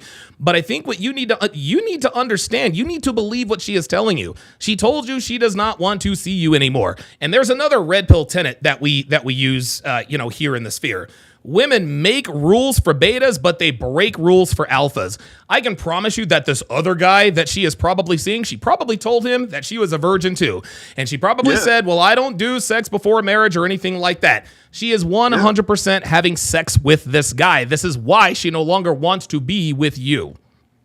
So here's the thing. So it's not possible for her to be honest and truthful with any other guy that she meet, because she have to talk about her story, what happened between us, and all the other guys that she meet. These guys are never gonna know what happened between us. It's only me and her, and just like I said, we have a great time together. So, okay. Listen. That's So you're telling me that she's only going to be honest with you and not with any other guy. Of course not. If she's not honest with me. Yeah. Okay. What makes you think you're the first guy that she's talked to? You don't think she's garnered the interest of other men in your area? You don't think she's given them this same song and dance? I'm a virgin and I'm Muslim and I'm not going to have sex until I'm married and all this other kind of stuff. Like, do you honestly believe that you're the only guy she is capable of telling the truth to? Of course not. Of course not. Yeah, you're right. You know what I mean? Like, again, she could be in. Listen, I'm not trying to talk bad about this woman, but I think you need to understand she does not want you. Like, she does not want you. If she wanted you, she would have consolidated on you 2 years ago. But it sounds to me like she strung you along, and when she was ready to tell you goodbye, she said goodbye. Dude, you didn't even kiss her. You did not even kiss her. If you haven't even kissed her, she was never yours to begin with, my friend. But you're saying that because you want to believe that. So why do you believe her instead of believing me? Because I know women, Dasher. I know women. The reason I believe her and not you is because she's lying to you. Okay? When's the last time you talked to her? And June 2024. June of 2024. June, July, August, September, October, November, December, January, February, March.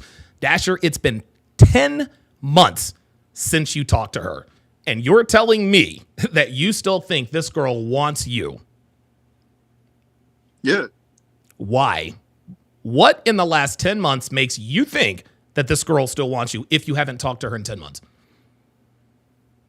Because just like we said, no matter what guy that she meet after me, I will always be just like you said in your video, you said that you will never be her first, her best, and all this stuff. And that's going to be the truth for all these other guys that you meet after me. How do you know you were the first? You see what she told you? Because she told you were the first, the best, the biggest, or only. You have to understand, Dasher, that, and I think what a lot of guys get confused about is they let the V word get in their way. Oh, she told me she was a virgin, so I can believe everything she says. Listen, Dasher, this woman tricked you. Okay, this woman tricked you. What she did is she found what I like to call your password. Your password, and for all of you, exactly. She found your password, and here's the reason why she didn't even have to find your password. You gave it to her. She knew that as soon as she told you that she was a virgin, that you would believe everything she told you, and it worked because you're sitting, dude. I have approached thousands of women. I have fucked almost 300 girls, and I'm telling you, this girl does not want you. This is based on my experience. Okay.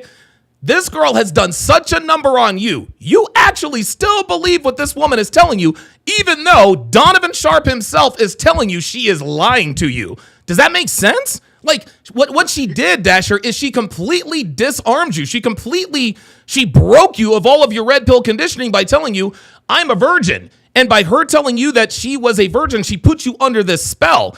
A spell that is so powerful that after even 10 months of no contact, you still think she still wants you. Here's the thing. Not just her, but any woman that I meet, right off the bat, I really have that mindset that this woman wants me. So when I met her, I already know that I was the guy that she wanted. But the way that she was acting and behaving toward me, it was just another testimony, she was just approving what I already know about about me. So yeah, but here's the thing, Dasher. No, hold on, Dasher. No, you're right. You said she watches red. You said you had a feeling she watched red pill content, right? Because she used things like SMV, this and that, and the third, right? Dasher, listen, man, this woman tricked you. You said yourself she watches red pill content.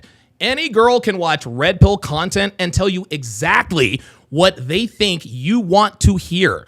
This woman put a spell on you. This woman listened to all of the red pill content. She listened to all the red pill guys and literally just told you what you wanted her to tell you. And again, she has you so far under this spell, you actually think that you still have a chance with this girl, even though you haven't talked to her in 10 months. 10 months, Dasher. 10 months.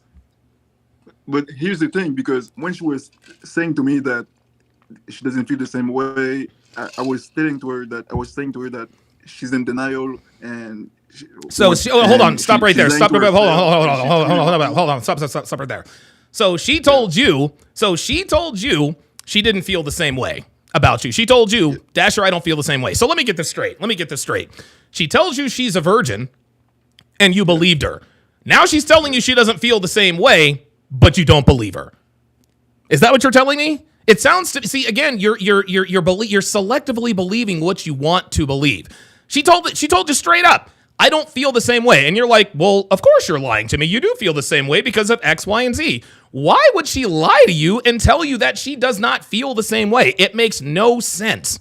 No, here's the reason why. Because, like we said, she started to see the other guy, so she's in sabotage mode.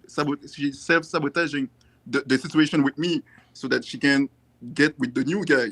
So that it's not me that she wants to convince, it's the other guy. Because the things that she said to me, this is what she's going to say to the next guy. She's going to say, oh, that I met a guy before you, but it was just a friend. He was just an acquaintance. Nothing serious happened. Yeah, he proposed to me, but I didn't like him like that. And she's going to tell what she has to say. She's going to say what she has to say to get the next guy. You understand what I mean? And what makes you think she didn't tell the guy that she's with now the same thing about you? What do you mean? What makes you think that the guy that she's seeing now, you don't think she told him that she was also a virgin? Yeah, of course she's going to say that. Okay. So she's got him under he is now under her spell. And again, you haven't talked to her. Yeah, but here's the thing. You made a video about this. The guy is going to ask her, so what, did you have a relationship before? So what about your last relationship? And she's going to say stuff like, oh, she's gonna use a way to appear like that a good girl. She's going to say like, oh, it didn't work out. It didn't work out. Okay. And what did she tell? That guy. Hold on, Dasher. Stop. Dasher, stop talking. Dasher, stop talking. Stop talking. What did she tell you when you asked her about her last relationship? What did she tell you? She said that she'd never been in a relationship before, and this is why I wanted to be with her. Yes. Dasher, she lied to you.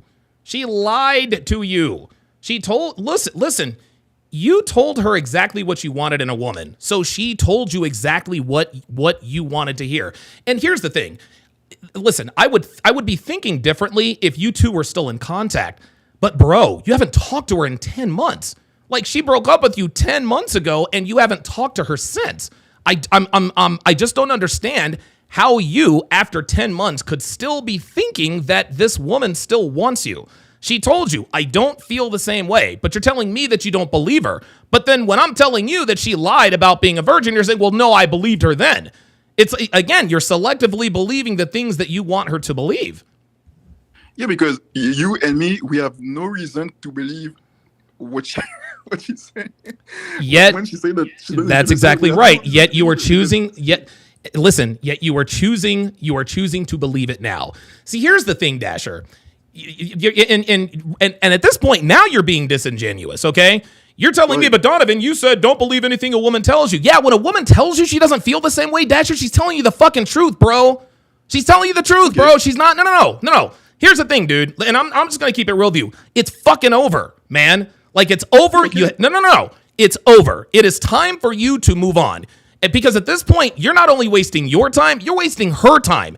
This woman does not want you. And here's the thing. You are in love with who you thought she was, okay?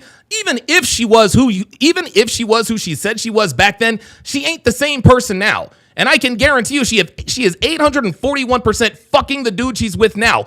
Otherwise, she would have called you once, at least once, in the last 10 months. But she has gone completely dark in 10 months, and you're still holding out this hope that she is the same person right now that you met way back in 2022. And I had my apprehensions about whether or not she was a virgin. And who knows? Maybe she was, maybe she wasn't. But I do know this. She is not a virgin now, number one. Number two, she doesn't want you anymore. And number three, you guys are never, ever, ever getting back together. Number four, I don't think you were really ever her boyfriend. Because if you never even kissed her, I mean, you said you never. And let me ask you this: how long were you guys boyfriend and girlfriend? How long did you guys talk romantically? So again, she said that she doesn't believe in girlfriend and boyfriend. How long? Okay, no. How long did you guys talk? From the summer of 2022 to the summer of 2024. Yeah. So 2 years, right? You talked to her for 2 years. Yeah. How many times did you kiss her? 0. There's your answer, dude. There's your answer. If I came to you and I said, my plan was not to kiss her. No, Dasher, no. You're full of shit. You're gonna tell me that an attractive 20-year-old you didn't want to kiss her? Come on, man. Of course you did. You're a man. Yeah. Okay, so what's the problem? But that wasn't the goal. I wanted to make her my wife. Yeah, and how did that work out? You wanted to make her your wife. She doesn't want to be your wife. You went to the jewelry store. You bought her a ring. You proposed to her. She said no. Listen, she didn't say no. She said she was not ready yet. That's a no, Dasher. When a woman says for you, it means no. Not for me. For me, it means yes. So it means yes. So you asked her to marry you. She told you no, but you think it means yes. So and when we were talking about that, she said that the reason why she said that she's not ready yet, actually, she said that because she didn't want to hurt me. But I believe that she wanted to say yes. She was afraid of her parent reaction. Yeah, and right up until she told you she was seeing somebody else.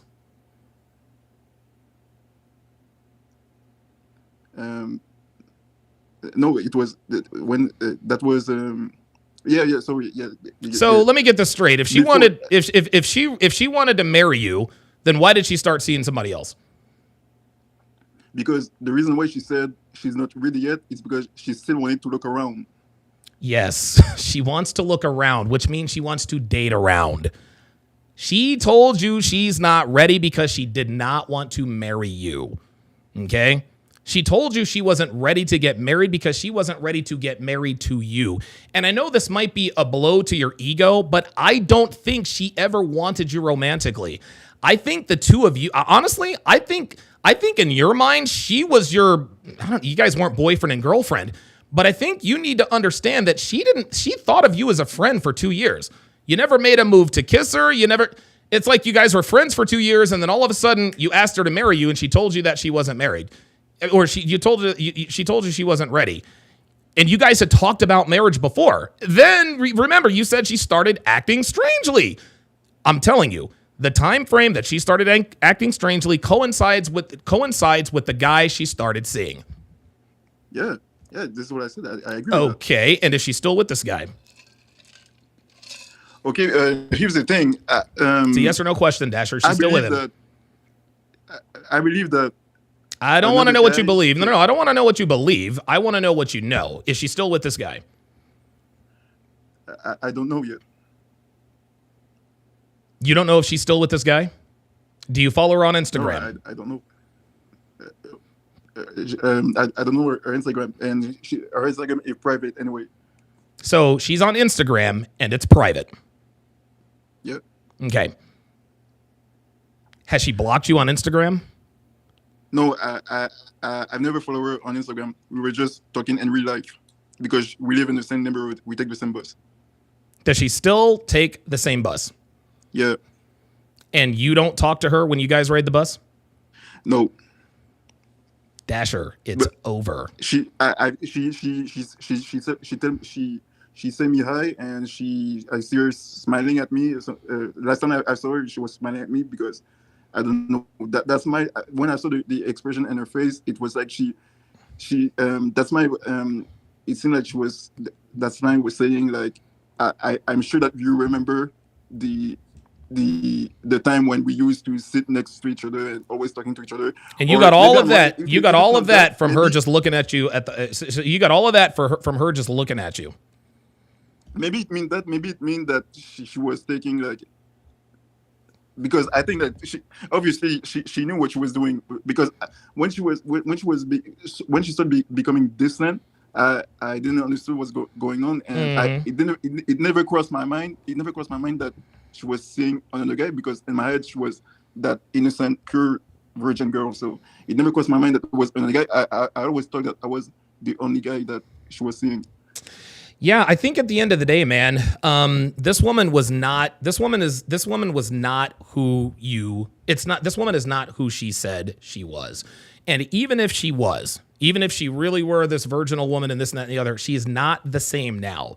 Like, I think you need to understand, this is not the same woman you told me about on my live stream 2 years ago. She's changed. She's totally different. I agree, because if you could look at what I see in my head, it seems that it's two different women. The woman that she was in summer 2022 is totally, completely different than the woman that she was in summer 2024. I don't know.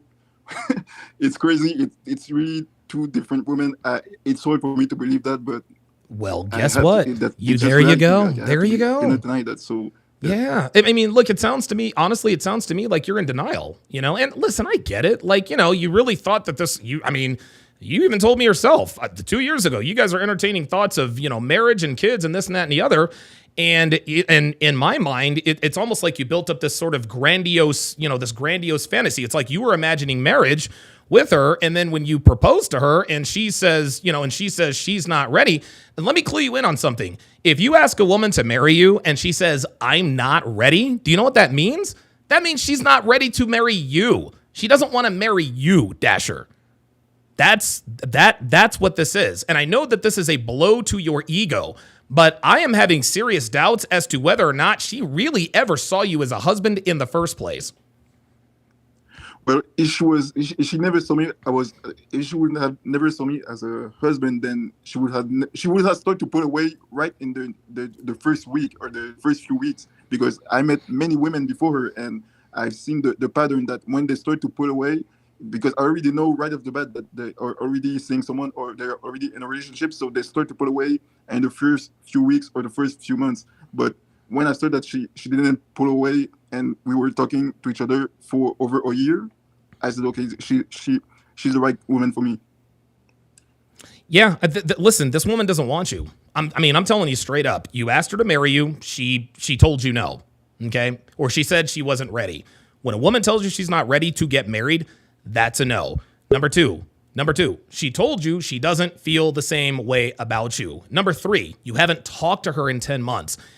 What would this woman have to do to finally convince you that she does not want you? Oh, okay. I have no problem if she say that, but she's not going to tell you that. No. She's not going to tell you. You got to understand, Dasher, you're dealing with a modern woman. I don't know that you realize this, but just because a woman is a virgin does not mean that she does not. That does not mean that she doesn't have modern woman sensibilities. She's playing the same games with you as girls who have slept with 30, 40, 50 guys. She's dragging you along, okay? So, again, I ask you, what is this woman going to have to do to let you know unequivocally she does not want you? Because she's told you she don't want to marry you. She told you she doesn't feel the same, and she hasn't talked to you in 10 months. There's nothing more she can do. At this point, it's incumbent upon you to understand the very it's not, and here's the thing, it's not like she's sending mixed signals, right? Like Tesvlo says, hey, look, man, every couple of weeks, she's calling me up and telling me she wants to get back together. This girl's not even doing that with you. She has given you no sign whatsoever. And I know it's hard, but you're clinging onto this relationship you thought you had. She's not the same person. And to be quite honest with you, neither are you, right? So what does this woman have to do to convince you that she is finally done? Period. Okay, so yeah, if she's truly with another guy and she's gonna get married to another guy and they have kids, so yeah, she's truly done. But even if it's go that far, if she didn't met that guy or these other guy, I don't know if she's seeing just one guy or many other guy, but things might have been different if other guys didn't come to approach her and flirt with her. Yeah, but that's just it, Dasher. That's just it. No. But they don't. No, listen. No. Hang on. But they did. Okay. Like, listen. We can sit here and say, well, if she hadn't met this guy, then no, Dasher, bro. I'm telling you right now. If she wanted to be with you, she really would be with you. I've got a super chat here. It's actually dedicated to you here, Dasher. So Panda Trucker says, with the $10 super chat, says, Dasher, I've been right where you are right now. I simped for a Nympho 304 who said all the right things to get what she wanted from me. Listen to Donovan. He knows what he's talking about. Here is another super chat. Sean Morse with the $10 super chat says, Dasher doesn't understand that he was the guy she practiced her game on. Girls do this all the time. When you fall for it, they use it again on guys they actually like. This is called girl game. Mac with the $5 super chat. Appreciate that very much. We got one more super chat here. Mac, again, foodie call got out of hand. Let me ask you this, Dasher. Did you ever take her out on dates? We went on a walk at the mall, in the woods, and what other place? Okay. So that was it. But you guys have never been out like on a dinner date or anything like that? No dinner date. No. Okay. You guys never did coffee or anything like that? No, I already know that I should never get a woman on stuff like that. Dinner date. I should only go coffee date or a walk. Okay. Did you ever meet her parents? No. You never met her parents. This is a Muslim. No, because she said that if her parents knew about us talking to each other, she would have problems. So I didn't start to see her parents. So she didn't know. That was in secret. But if I can say that, but no. I understand. But if a woman really likes you, she'll like. You ever heard of the William Shakespeare play Romeo and Juliet? Have you? I know. Well, there are two families, okay? There were the Capulets and the Montagues, okay? Romeo came from one family, Juliet came from the other, okay? The Capulets and the Montagues were mortal family enemies, but somehow Romeo and Juliet fell in love with each other, okay? Neither family wanted them to be together, but they loved each other so much they figured out a way to, I guess, make it work in the short term, okay? If a woman really does love you, she is going to do whatever it is she wants to do. Number one. Number two, you said she's seeing this other guy, right? Do her parents know that she's seeing this other guy? Probably not. So she's dating all of these guys in secret, you think? Okay, I might be wrong, but for now, I think that that with the other guy is probably in secret too. How do you know? You haven't talked to her in 10 months, Dasher. Yeah, I might be wrong. I don't know. No, but that's just it. You're the things that you're putting in your mind. You hope that she's dating this dude in secret, right? But again, let me run this down. You never kissed her. You never had sex with her. You never took her out on a date. She told you when you asked her to marry you, she said she wasn't ready. She told you, I don't feel the same way about you, and you've never met her parents. I don't know what other sign you need to compel you to move on from this girl. Because if you... I move on. But the thing is that the reason why she said that she doesn't feel this way is because she met the other guys or the other guy. So even well, there you go. There you go. She is, look, man, if she says, I don't feel the same way because, let's say you're dating two girls. One girl says, I don't feel the same way because my parents don't want me to date you. The other girl says, well, I don't feel the same way because I'm dating another guy. The girl who's dating another guy is the girl who's the furthest away from you. It all fits. She told you, I don't feel the same because I'm seeing another guy. And as far as you know, she's still with this other guy. So she is still with this other guy, and this guy is the reason why she said, I don't feel the same way about you, but you still think she wants to be with you. But if she did that to me, she might do the same to the other guys. So what do you care? So at the end of the day, I am the winner in that story. You are not. No. Check this out. Let's just run the scenario. Let's just say the two of you actually did date. Let's just say that you guys dated, had sex, religion and race and all that. Let's just throw that out the door. Let's say that she starts seeing another guy. Let's say she starts cheating on you with this other guy, right? And you say to yourself, well, you know what? She cheated on me with this guy, but she'll probably cheat on him, right? Girls don't cheat on, girls do not cheat with guys they break up with, okay? They don't cheat on guys they don't cheat with guys they break up with. She's not coming back to you. The guy that she's seeing now in her mind is one level above you. If she decides to break it off with that guy, she doesn't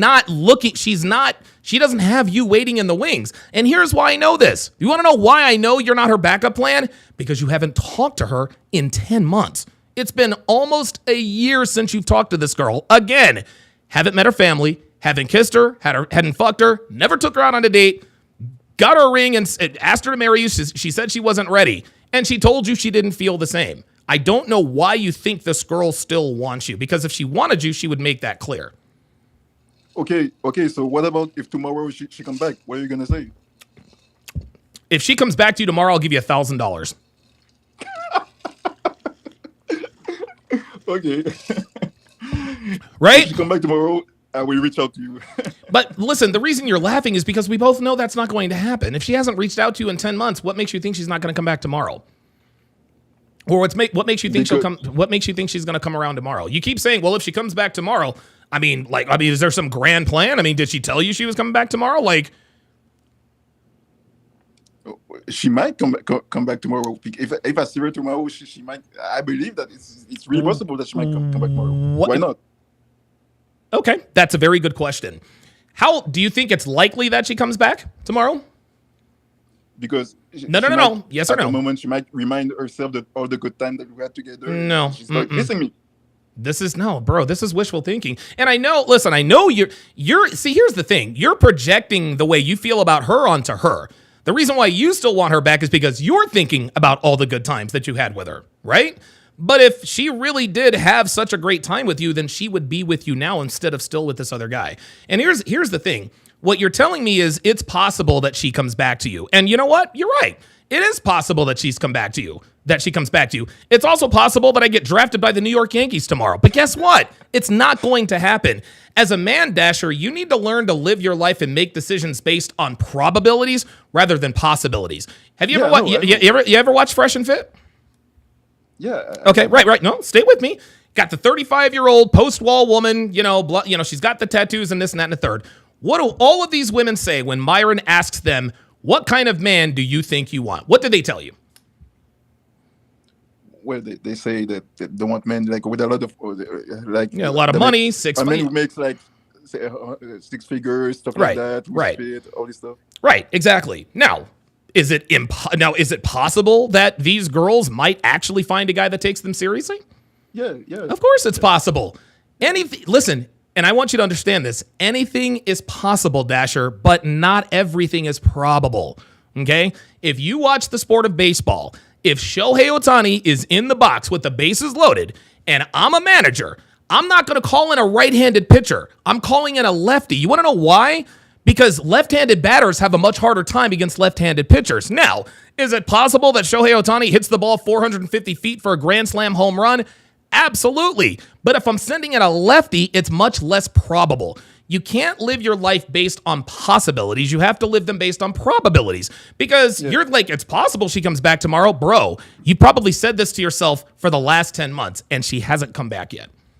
Yeah, okay, but here's what I said. That just like I told you, if she come back tomorrow, like I told you, I will not see her the same way. Like I know what she's capable to do, and not only her, but any woman that I meet in the future, any woman that I meet in the future, virgin or not, I know that they just like you said, like she's not yours and she's never single. So my view have changed. I'm not looking for loyalty from a woman anymore. Okay, well then you should not be waiting on her anymore. Let me ask you. I'm going to ask you one last question, because I got a couple of guys on the line here. Do you think she's ever going to come back to you? Yeah. No. Let me rephrase the question. If you had to bet an amount of money that mattered to you, I'll tell you what. If I were to bet you $10,000, Dasher, I'll bet you $10,000 this woman does not come back to you in 6 months. Would you take that bet? No. There you go. So of course you wouldn't take that bet, because you know she's not coming back to you. It's like you're holding on to false hope. And she has given you no reason. She's giving you no... Look, I could understand it if you guys were texting and talking every once in a while. I could completely understand why you would think this way. But again, she has given you absolutely no sign that she is even thinking about you right now, other than smiling cordially at you at the bus stop. She has let you go, but you haven't let her go. You really, really do need to let her go, because I'm telling you, and you're a good-looking guy. Like, I've seen what you look like. Pause. Dude, you could be missing out on other opportunities because you're still hung up on this girl, man. Yeah, I understand what you mean. Like, I'm not gonna miss out on other opportunity, but I'm not looking for the same thing anymore. I'm not looking to get married and. Okay, well then, if you're not looking for the same thing, then why are you waiting on her? Yeah, no, because why? Why are you waiting on her? You've never kissed her. You've never had sex with her. So what's the big deal? Yeah. I'm not waiting on her. I'm not waiting on her. I just want to say that if she come back, I'm gonna see her in a different light. Okay, all right. Well, listen, listen, man. She's not coming back. I'm telling you right now, she's not going to. But why do you keep saying? It seems that you want to believe that she's never going to come back. It seems that this is what you want to believe. I don't understand why. Dasher, you keep telling me. See, here's the thing. You're. How can I put this? You're telling me that you believe that she's going to come back. Okay, I'm telling you that she's not going to come back. I'm not telling you she's not coming back because it's what I want to believe. I'm telling you she's not going to come back based on what you have told me about her. You asked her, no, hold on. You asked her to marry you. She said she wasn't ready. She never, you come up with all these excuses, but the facts are the facts. You never met her parents. You never kissed her. You never fucked her, okay? And she hasn't talked to you in 10 months. This is not what I want to believe. These are the facts. You're telling me I believe she's going to come back, and I ask you why. You can't tell me why.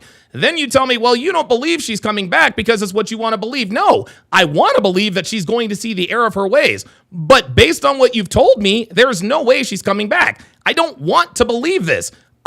Dude, I'm backing up what I'm telling you. Like, seriously. Like, I don't know what more I have to tell you, bruh. Well, I believe that she might come back. I don't know. Only God knows, but she might come back. It seems that you believe that it's fact that she's never going to come back, but you were not there, didn't so how it. Dasher, with all due respect, you sound like a woman right now. You weren't there, so you don't know. No, I don't have to be there to know. You told me you bought her a ring to propose to her. She told you she wasn't ready to get married. Then she told you she was seeing someone else. Then she told you she doesn't feel the same.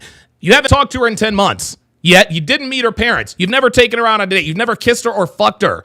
Did it ever occur to you that she never thought about you romantically? Like, was this even a relationship?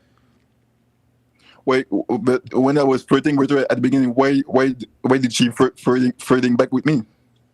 Well, because she probably did like you like that. wait, she was flirting with me back, but she didn't like me. I don't get it. Okay, what is she doing now? Yeah, but I'm not. Now she's seeing this other guy. Yes, she's seeing this other guy because she's seeing this other guy because she likes him and not you. Okay, but here's the thing. What about? Okay, because I don't. Because if you believe that for me, then what about all the other story about all the girls out there who have new boyfriend but still go back to the ex-boyfriend or cheat with the ex-boyfriend? What about all the story or the ex-husband? What about all the story? Why do they go back if they move on? Dasher, If Dasher, move on, why stop do they talking. still go Stop. back? Hey, stop. You were never her boyfriend, Dasher. Okay? You didn't date her. You didn't fuck her. You didn't even kiss her. That's the difference. Women cheat with familiar dick. You're not familiar. Okay? She's not going back to you because she never fucked you. It doesn't work the same way. You're not the dude, you're not the ex-boyfriend. You are the dude in the friend zone who still wants her. You are the dude who still thinks she wants you. Dude, she never, honestly, you told me yourself. You guys were in the honeymoon phase, and that's what you're basing this off of, right? Then her behavior started to change. As soon as her behavior started to change, Dasher, that was it. That was it. But the behavior started to change many months after that I proposed to her in 2023. And what about now? Yeah, because now, again, she met the other guy. So you're just going to wait around for her until this other guy is done using her, and then you're going to, what, take up the leftovers? No. I move on, but I'm going to the next girl, and I've learned from that experience. Okay, all right. Well, but, then you should then you should move on to the next girl, because I'm telling you, this girl is not coming back. This girl's not coming back. Okay, cool. Okay, so yeah, that was that. And okay, did I forget something? No. I think we've covered. I think we've covered all of it. Okay. So if let's just to close, let's suppose that if tomorrow she happened to come back, do you want me to reach out to you? No, because I know she's not. So okay, wait, we'll see. Okay, listen, we'll see. And listen, if she comes back, I want you to appear on camera with her. I'm not going to show it to the world, but I want to see proof. Okay, I want to see proof. Cool, great. All right, well, Dasher, thank you. Hold on, I gotta move on to the next guy. Let's go to 10 Sworn. Wow, 10 Sworn, I do appreciate your patience there. Okay, so 10 Sworn, where are you calling from today? I'm from New York, so okay. Right now I'm on a college campus. Okay. Right, and I've been watching your content. I like the content. I like the teachings. I don't really have like a relationship question. I just like have some type of advice on like game, because sure, I have this issue with like me personally. Like when I talk to a girl, the girl lets me we talk, I escalate, so and so, but like when it's time to close, the girl kind of just backs out. Okay. Like I had a situation recently, right? It's a pretty like interesting situation. So I met this girl off of Tinder, right? This was just recently, right? Okay. I met her off of Tinder. Right, showed her my face and everything. Okay. She connected with me like really quick. Like we kind of like hit it off like in a week, right? Okay. We went out and I was talking to her. She let me touch her and everything. Sure. All that stuff. And then when we was outside, she got drunk and like she went with this other guy, right in front of my face. And then at the same time too, she had a boyfriend at the time too. So her boyfriend caught us like outside. Okay. And my issue is like with her, while I'm like talking about this situation, is because this girl, like I was escalating, but when I tried to kiss her, she said no. Okay. So I'm thinking, okay, she doesn't like me like that. Right. So after she did all that stuff to me, she called me like 6 times like on the phone, and I didn't want to take her back, obviously, because it would be pretty dumb. But sure. I said okay, because I'm on a college campus, it's kind of boring here. I mean, she's talking to me. I'm not gonna give her like boyfriend energy, but I'll just like talk to her just to talk to her. So the thing with this girl was like, we started talking again, and then she said I'm her boy best friend now, right? Oh wow. Like, yeah, I don't know. It's yeah. So thinking, okay. Yeah. Listen. When a woman calls you her friend in any capacity, You got it right the first time. She doesn't like you like that. That's the first thing. The second thing is you guys went out. She got drunk and left with a guy in front of you. She did not. That was clearly disrespectful. A woman doesn't have to be sober to disrespect you. She can actually be drunk and disrespect you. Even though being drunk lowers your inhibitions, that doesn't mean that people are not aware of what they're doing. So yeah, if I were you, listen, this girl is wasting your time. The only reason she's talking to you is because she's bored and is looking for someone to validate her. You can tell yourself and you can tell us, all right, I'm just going to talk to her and I'm not going to give her boyfriend energy, but you still want to fuck her. And she knows that you still want to fuck her, but you never will fuck her because she's already disrespected you in the worst way. And she called you her boy best friend. It's a wrap. That's very true. Yeah, that's very true. So this story doesn't end here. There's a lot. And I agree with what you're telling me. So, all right. Yeah, after she called me 6 times, black women, they like to use like plausible deniability. She was telling me, oh, we was never dating because I never said I was your girlfriend. So I said, okay, whatever. So fast forward, right? She got a boyfriend, right? Because she would tell me everything, all her because I'm the boy best friend, obviously. Yeah. She would tell me everything, right? Mm-hmm. All her relationships, all her secrets, and then she ended up getting a boyfriend, right? Yep. And the thing that's confusing me the most is like we said, she doesn't like me, right? Right. She doesn't like me at all. But when she got this boyfriend, she started giving me a different type of attention. So the first thing is she doesn't like the fact that I talk to other girls, which is kind of I'm so confused because I'm at first I thought she was joking. She doesn't care that you talk to other girls. Yeah, that's what I was thinking too. Yeah, but she doesn't care. Recently, I was on FaceTime with her, right? One of my friends was talking to me, and she got pissed off, and I'm like, that doesn't make sense. The second thing is when she was with her boyfriend, and she got drunk, she got drunk at her boyfriend's house. Yep. She said she wanted to come see me in my dorm.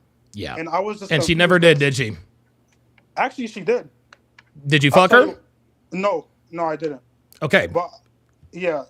I'll tell you why she came to my dorm, because she came to my dorm because she was mad at her boyfriend. Mm-hmm. And she just wanted to make him Yeah, make him jealous.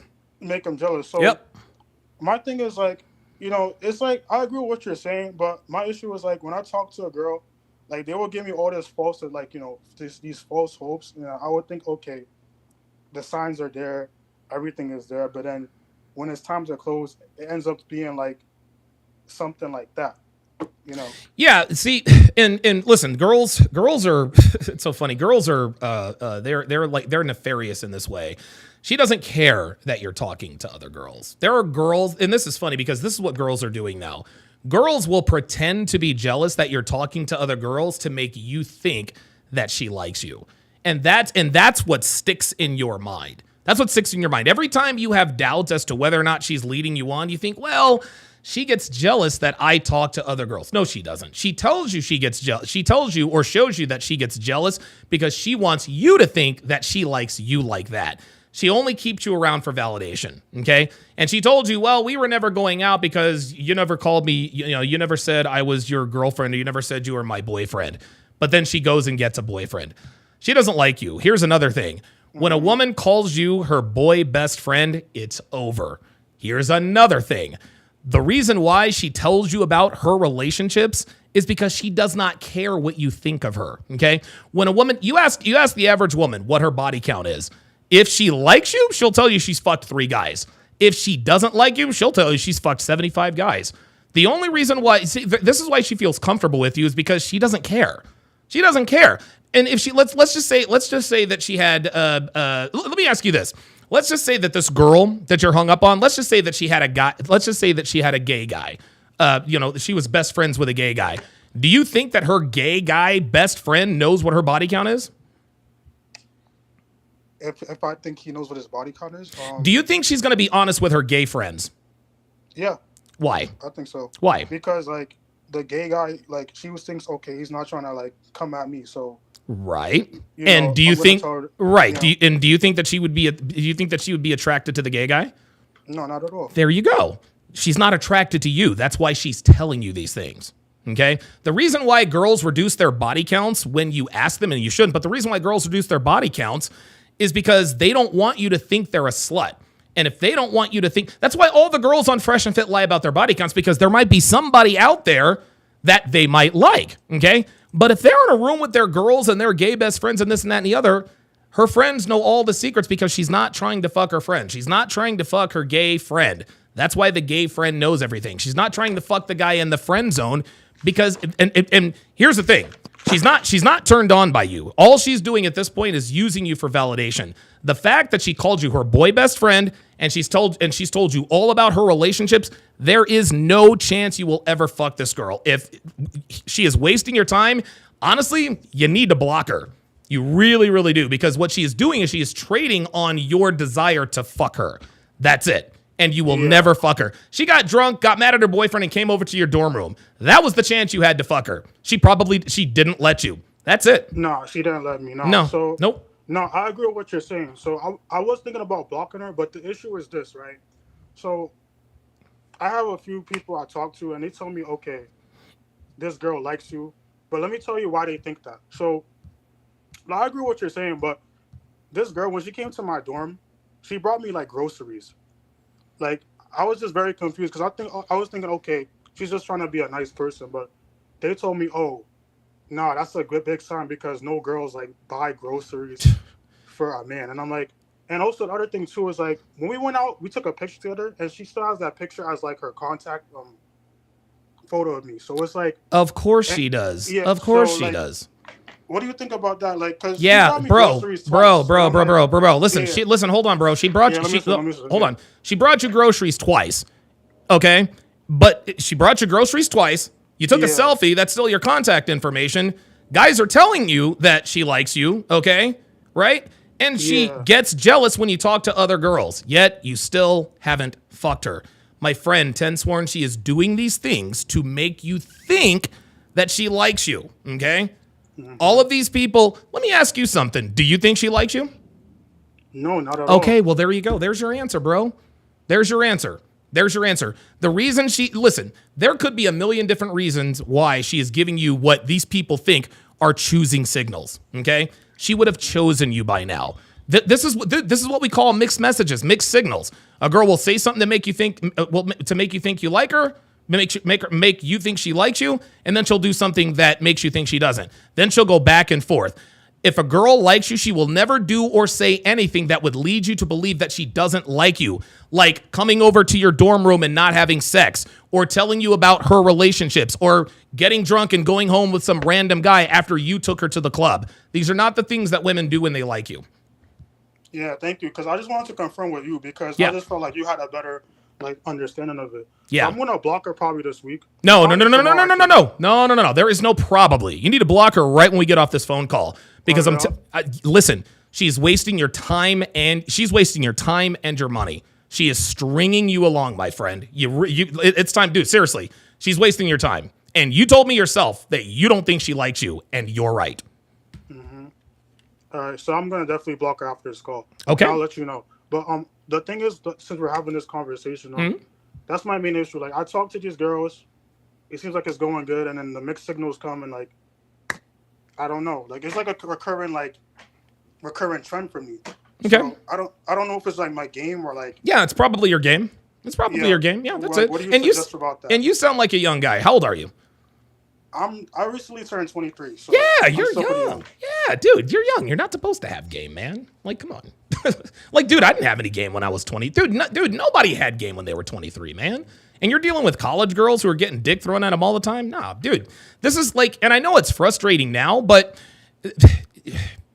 continue to make mistakes with these girls so you know what to look for and what not to look for. But I wouldn't feel bad about not having any game. Dude, go to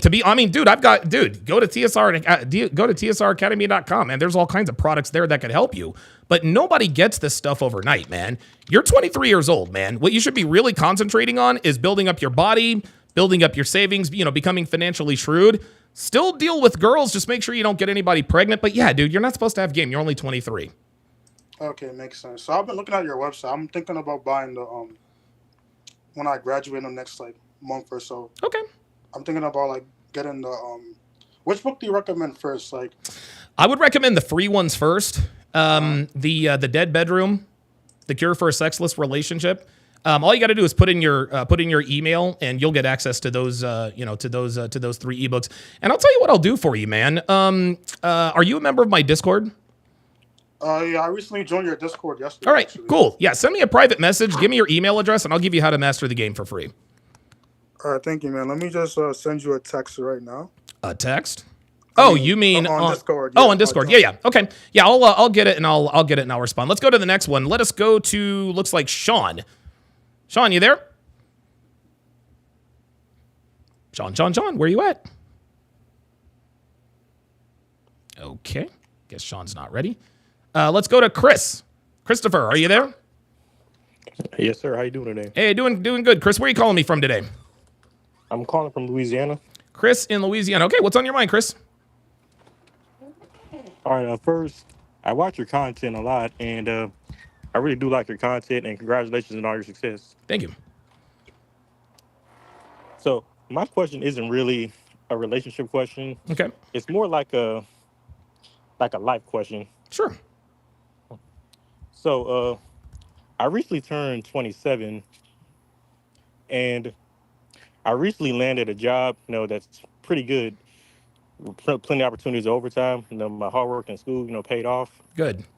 And my question is, I kind of spent like my early 20s kind of like fucking off and just, making mistakes. And I'm kind of now seeing the incline of, the opportunity. So what is your advice on how to set myself up to be successful later on, and is there still like a good chance for me to be successful at this age that I'm at right now? It's going to take a while. Listen, you're 27. You made the, you said you fucked off in your 20s, whatever the case may be, but you've got a really good opportunity. How do you define success? Well, I would say defining success would be being able to control, my time and not having to, make income without having to be somewhere, without having to clock in somewhere, Okay. So, and being able to provide for people around me. Okay. All right. Right. Financially successful, et cetera, et cetera. Yeah. I mean, I'm not like a career counselor or anything like that, but you are still in your 20s. Okay. You know what MLD says? Make money, make muscles, learn game, hold frame. If I'm you, I live in the gym. I work as much overtime as humanly possible until I turn 30. Then maybe I dial it back. If success to you is being able to make money remotely, there are plenty of opportunities out there. Okay. And how do you think somebody in my age in general should navigate, the grind and dating? Oh my God. Yeah. I mean, navigating the grind of dating, there's no two ways about it. You're going to have to fall. You're going to have to skin your knee. You're going to have to bust your nose. See, here's the thing, man. You got to make every mistake humanly possible with women. You have to fail with women. I didn't get good with women because I just came out of the womb this player. No, man. The reason I'm good with women is because I have a lot more failure than success. You see, Chris, there are a lot of guys out there who are afraid to put themselves out there because they're afraid of getting hurt. Understand this, Christopher. You are going to be hurt by a woman. If you have already been hurt by a woman, you're going to be hurt by another woman. Pain is inevitable when learning how to deal with women and navigating the dating market. No one, and I mean no one, not me, not Myron, not Andrew, not Justin, not Tristan, none of us are impervious to the pain that comes from dealing with modern women. The only way you are going to be able to get where someone like I am is you have to have experience. That's what it all comes down to, man. You got to get out there. You have to approach, you have to date, get hurt, fall, all that good stuff. Just make sure you never have children. That is my one piece of advice. Make all the mistakes. Just make sure you wrap your junk. That's all you got to do. How do you navigate it? You navigate it straightforward, man. There's no way, because when you say navigate, what you're really asking me is, how do I navigate the sexual marketplace and not get hurt? No, my friend, failure is inevitable. Failure is inevitable in everything. It's inevitable with our family, our jobs, our careers, our dating, relationships. You are going to fail.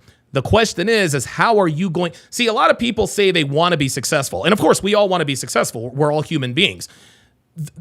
the most successful people in the world, Chris, are people who understand how to deal with failure and how to learn from it and apply it in the future. That's what you're going to have to do, man. You just got to go straight up, man. You're just going to go straight on. Okay, thank you. And another question that I just have, not to take up too much of your time. No, you're good. Like, how do you navigate like from when you're grinding, working all the overtime that you can, you're on your grind, but you want to also, meet someone, you also want to be in a relationship. Is it possible to navigate the two to kind of work your time on grinding and going out there in the streets? Time management has a lot to do with it, but dude, you're only 27. Girls aren't going anywhere. Number one.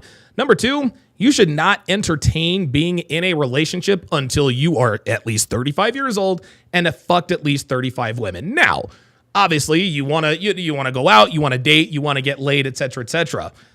Don't date anyone seriously. Just do everything casual. Do everything casual. Do not commit to anyone until you are in your mid-30s. That is my advice to you. Okay. Thank you for that. That was all the questions that I have. I really appreciate this, Donovan. No problem, man. Call back anytime, brother. Okay, let me go to Sean. Sean, are you with me? Yeah, what's up? Hey, what's up, Sean? Where are you calling me from today? New York. Sean in New York. What's on your mind, Sean? Hey, so first of all, thanks for making the Womanese books. Absolutely. I went blind in 2018. Okay. So I can no longer I can't pay attention to body language anymore. So now I have to listen to the words. And okay.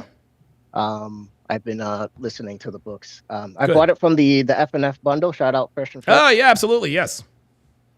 My question to you is, there's not really much content for blind people. I don't there's I understand that we have the cold approach, and I don't know how I would navigate that.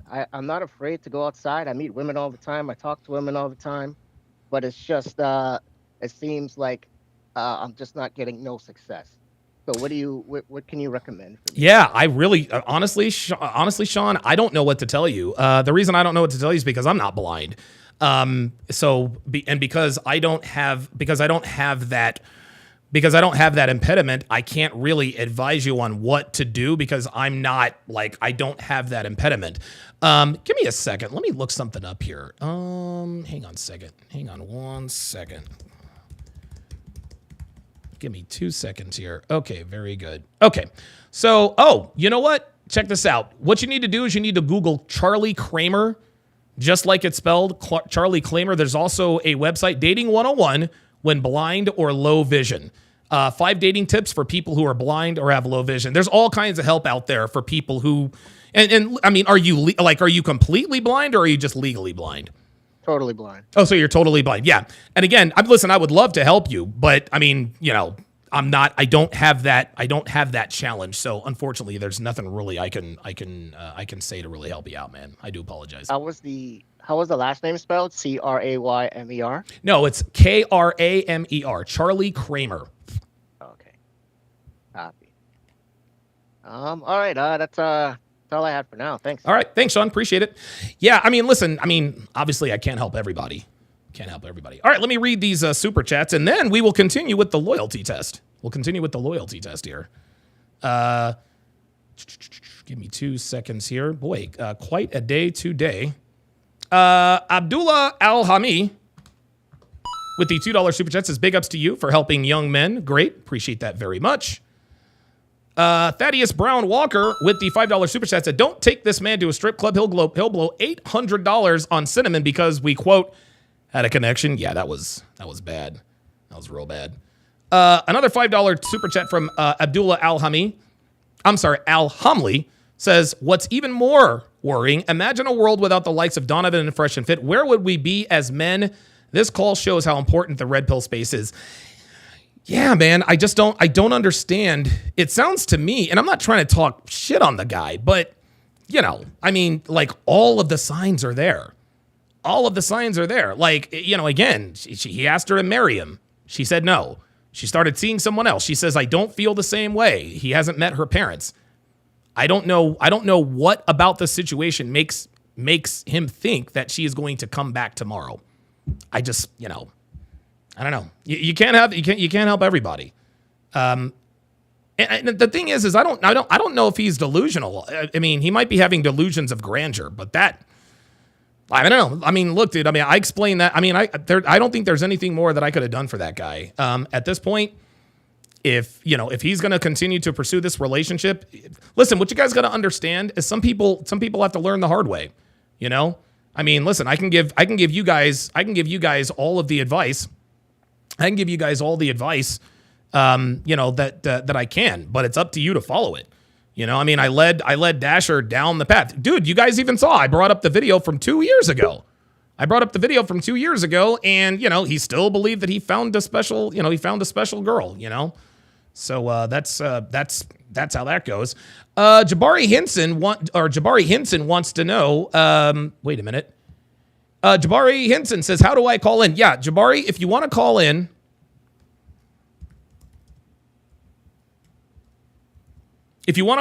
oh wait, that's not the link. Oops. My bad. Oh wait, Jay Blaze, stay in there.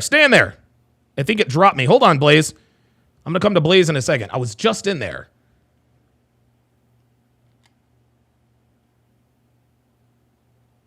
Hang on. Was that Blaze? Ah! Damn it. It kicked me out. All right, Jay Blaze, if you're still here, jump back in. It kicked me out right when you were in. Jay Blaze says, Don, I think he's hoping is in her. Yeah. I think he's holding out hope. Man. And again, guys, as obvious as it seems to, oh, wait a minute. I heard somebody. Hang on a second. There it is. There he is. Hold on. Gotcha. There you go, Blaze. What's going on, brother? How you doing, man? Hey, what's up, man? Not too much. Bring it back to Dasher. Yeah, Dude, Jesus. These women in the Middle East have been completely westernized. And the reason she went to Canada, the family takes them to Canada to get the education because it's easier to get a visa in Canada. Because they're so far left. It's the same thing for the UK and in these. So they'll go over there and they basically spend their entire 20s just, in their hoe phase. Yep. And so that's exactly what she's doing. Dude, I don't know, man. He really seems to be in denial because I walked him through everything. I gave him all of the reasons as to why she is never going to come back, but he still asks me, what if she comes back? There's nothing I can do for him at this point. If he doesn't, honestly, listen, I understand that the guy is delusional, but as a man, I walked him through everything. She turned him down. She turned down his proposal. He's never kissed her. He's never fucked her. He's never really taken her out on a proper date. She's seeing somebody else, yet he believes for whatever reason that she is going to come back. I just don't understand. Yeah, I still remember when that happened to me, and it took me a couple months to really sink in. But dude, 10 months, and I think he is trying to rationalize it because she's Middle East, and dude, we are under the belief that a Middle Eastern girl is not like the women here. They absolutely are. We're conditioned. Yeah, they are. And dude, you have to break down Love is Blind, Habibi, because that's next. We're doing it next, man. Yeah. You see, King Life can tell you, dude, they are so far gone. Oh, I can't wait. It's almost shocking. Dude, it's the greatest. Okay. So for anyone like Dasher who thinks that Middle Eastern girls are still these perfect girls, man, listen, you're going to have to watch this Love is Blind breakdown. That, by the way, that is going to be the next dating show we break down. Is Love is Blind. And dude, they are getting flown out. They're going to Canada. They're doing everything. These Western women. It was almost shocking because that takes place in Dubai, and you just think you don't really think that way. Wow. Yeah. Wow. Yeah, I think that, and again, I get it. He ran up on a pro. You know what I mean? He ran up on a pro. He's her being from the Middle East and her telling him that he's a virgin. he still thinks that she's the same girl that got here. And who knows? Maybe she really was who she said she was at the beginning. She's clearly not anymore, but he, for whatever reason, just can't wrap his mind around the fact that she just might be different now, man. No, I agree with Panda Trucker. She's not a pro. She was training herself to be a pro. She was practicing other techniques on a guy she didn't like. There it is. So she could have the experience. For the guy she likes. The woman did that to me. I was like, oh, now I see the signs. And I was like, dude, it is wild. And the funny thing is he even said it himself. He was like, well, she told him exactly what she told me. Right. Just like you said, because, well, she was practicing on you. That, like, you were preseason. You don't mean anything. Now it's the regular season. Now it's for real. That's why she's still with this guy. She hasn't talked to him in 10 months.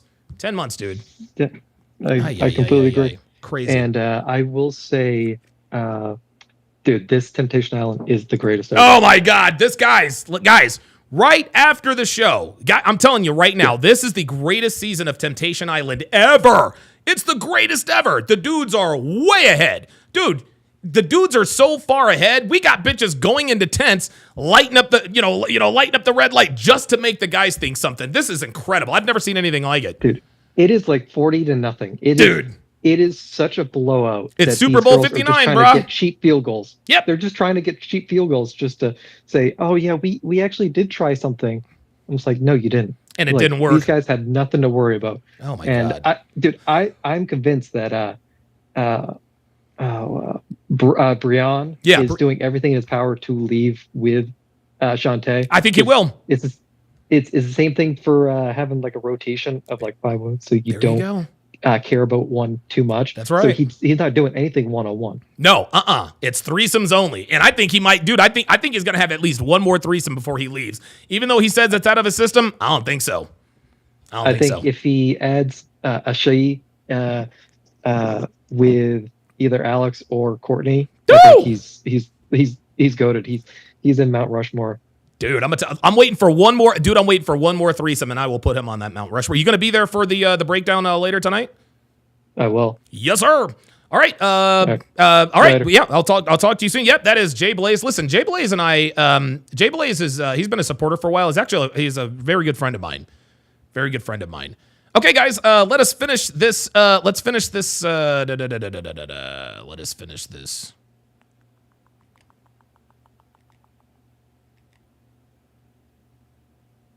There we go. Let's finish. Okay, so let's finish this. Let's finish this reaction here, and we will continue after. See any red flags? Anything?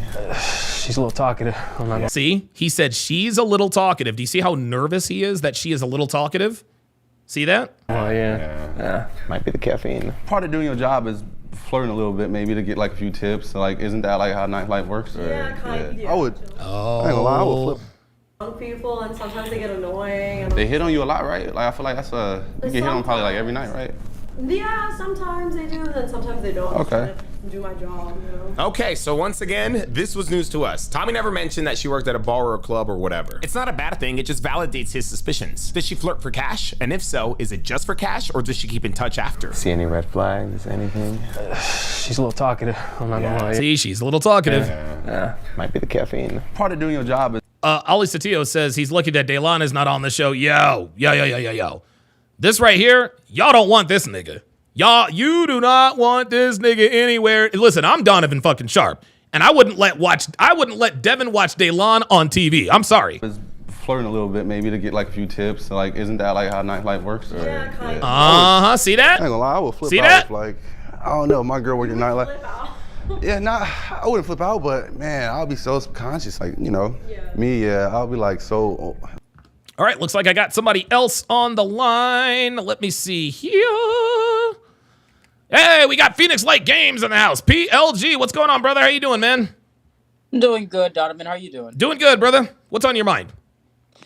Yeah, I just wanted to pop in real quick. You know, I know you got a loyal taste and breakdown, so I'm not gonna be long and everything like that. I just wanted to keep you guys updated on what's going on my end. Yeah, what's going on, brother? Yeah, because I owe this to everybody in the chat. So, okay. Yeah, I've been gone for a couple of weeks, for about a month, because somebody in my family had a cancer scare and everything like that. So So yeah, it was somebody in New York. So yeah, I had to leave, for a couple weeks and stuff, and that's why I had to postpone everything on my channel and stuff like that. So, but yeah, I was taking care of stuff on my end. So, but yeah, but I'm back. I'm back now, and I'm gonna get everything ready. I should be able to say give a definitive date, maybe in about a month. Okay. Because I'm back into my old schedule, back at my at my original work location, and but yeah, everything's going good, and yeah, I just wanted to give you guys an update, and I do actually have a question for you, Donovan. It's an Sure. off topic thing, Sure. but I have an idea for a first video. And I wanted your feedback on it Okay. for a title. Well, it's a title, but also I wanted your feedback on it if that's okay. Sure.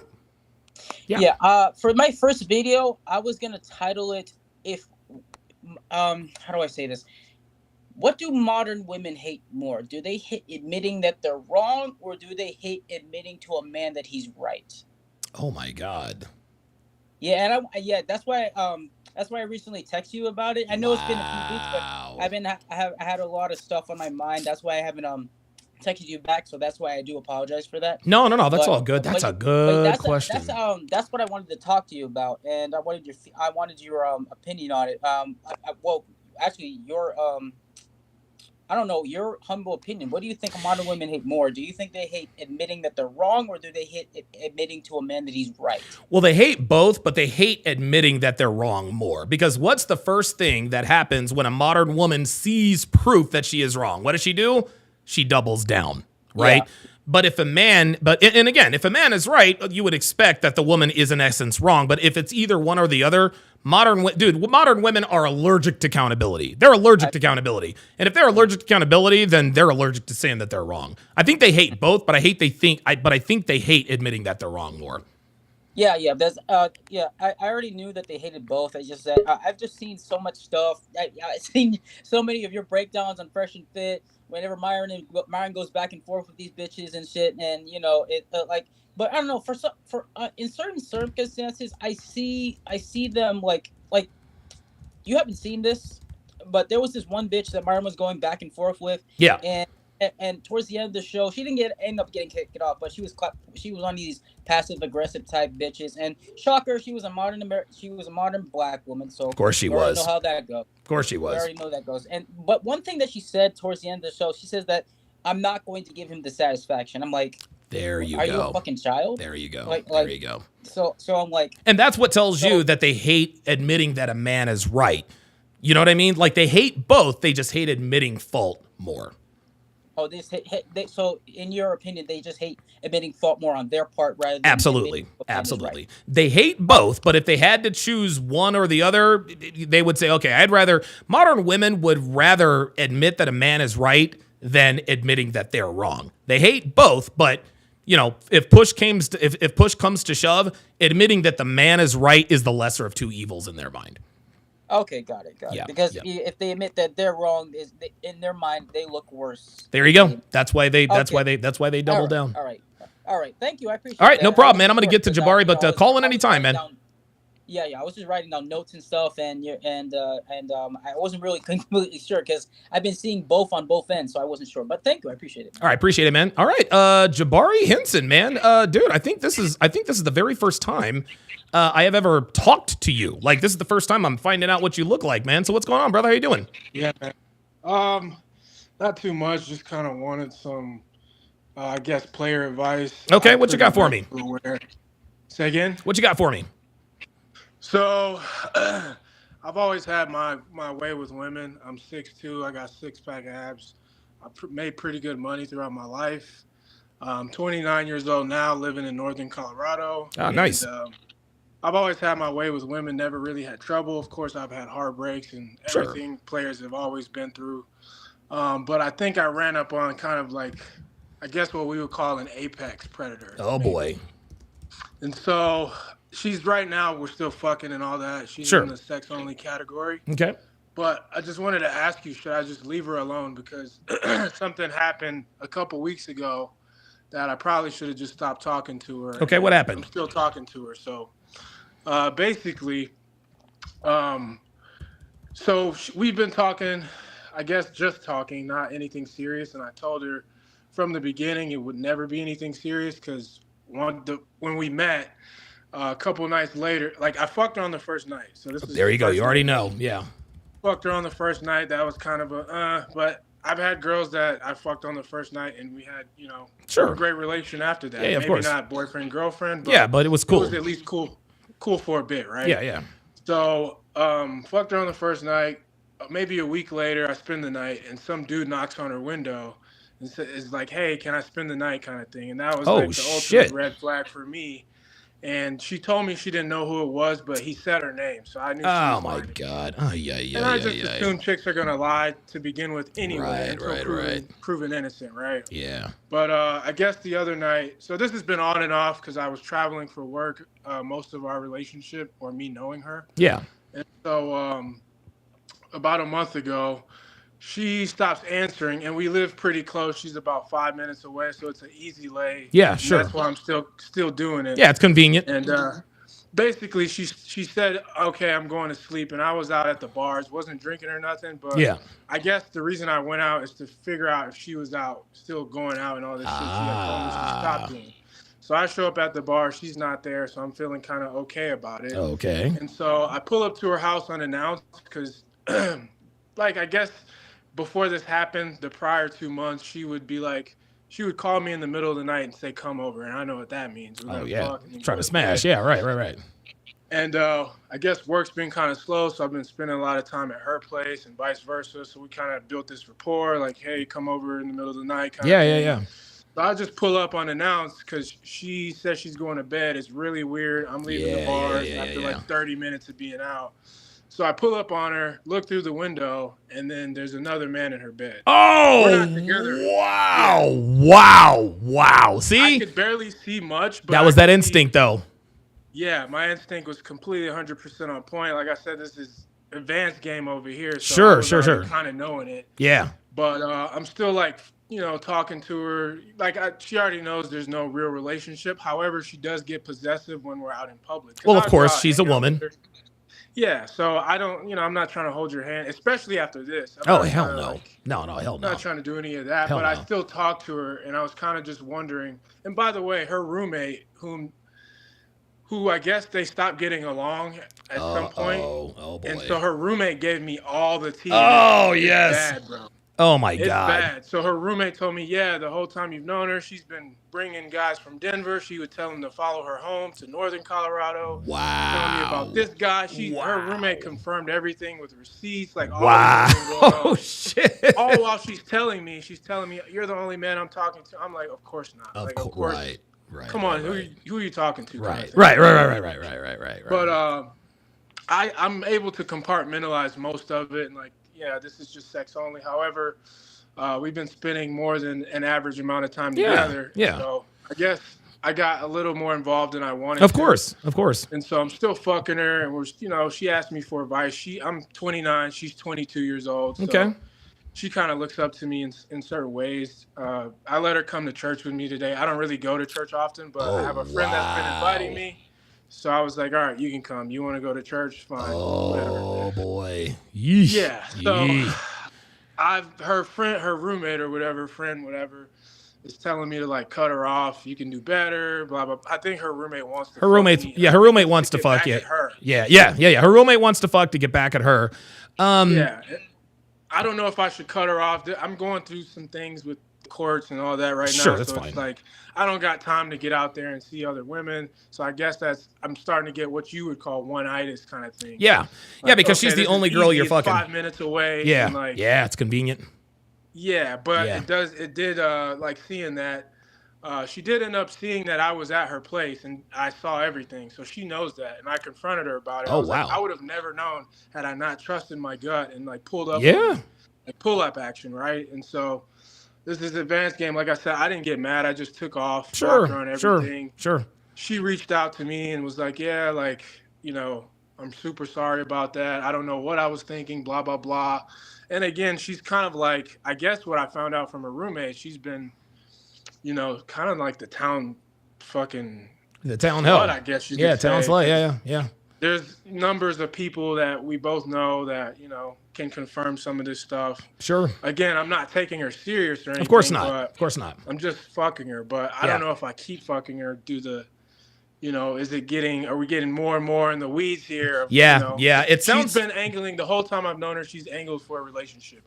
Told her no after that dude knocked on the window. Like, hey. Oh yes. We can be friends, is what I said, and we're Yeah. just basically friends with benefits, and she accepts that. You know. You know, let me tell you a few quick stories. I don't know if you're familiar. So, I used to date this, or not date. I used to try to fuck this girl named Carla, and I rented her a house, like everything in my name, signed the lease, electricity, cable, all that. Like, dude, I was super sympathy. I remember one night, I'll never forget this night.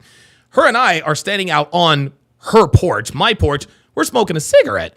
And there's this dude in a BMW, like a street over, like right next to her, just sitting there on the corner. And I'm like, who the fuck is that? And Carla says, I don't know who he is, but he's like, I don't know, da-da-da-da-da. And he was just sitting there. And she pretended like he didn't know. She pretended like she didn't know who he was. She's like, well, if he knows who I am, he needs to come up over here. That dude clearly knew who she was.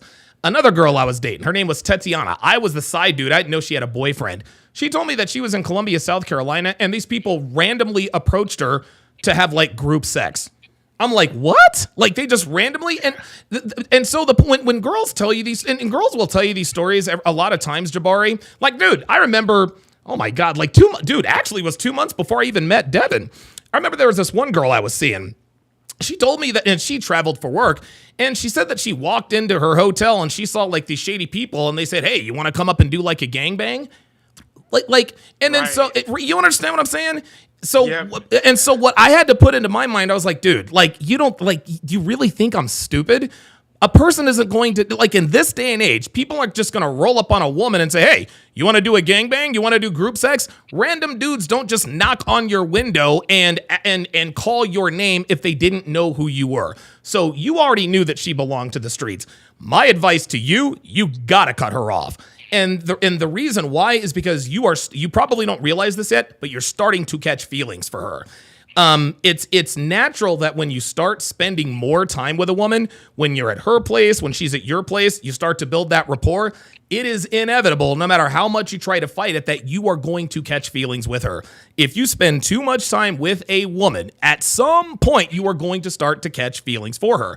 And she probably already started to catch feelings for you too. That's probably why she kept angling for a relationship. But we already know that this girl, listen, she's the town slut. She's the town bicycle. If I were you, and I know you're going to miss out on the sex, and I know it's easy, but if you don't stop seeing her, at some point, you're going to get to the point of no return in terms of your feelings, because you took her to church with you. That is not a small deal, Jabari. That is not a small deal at all.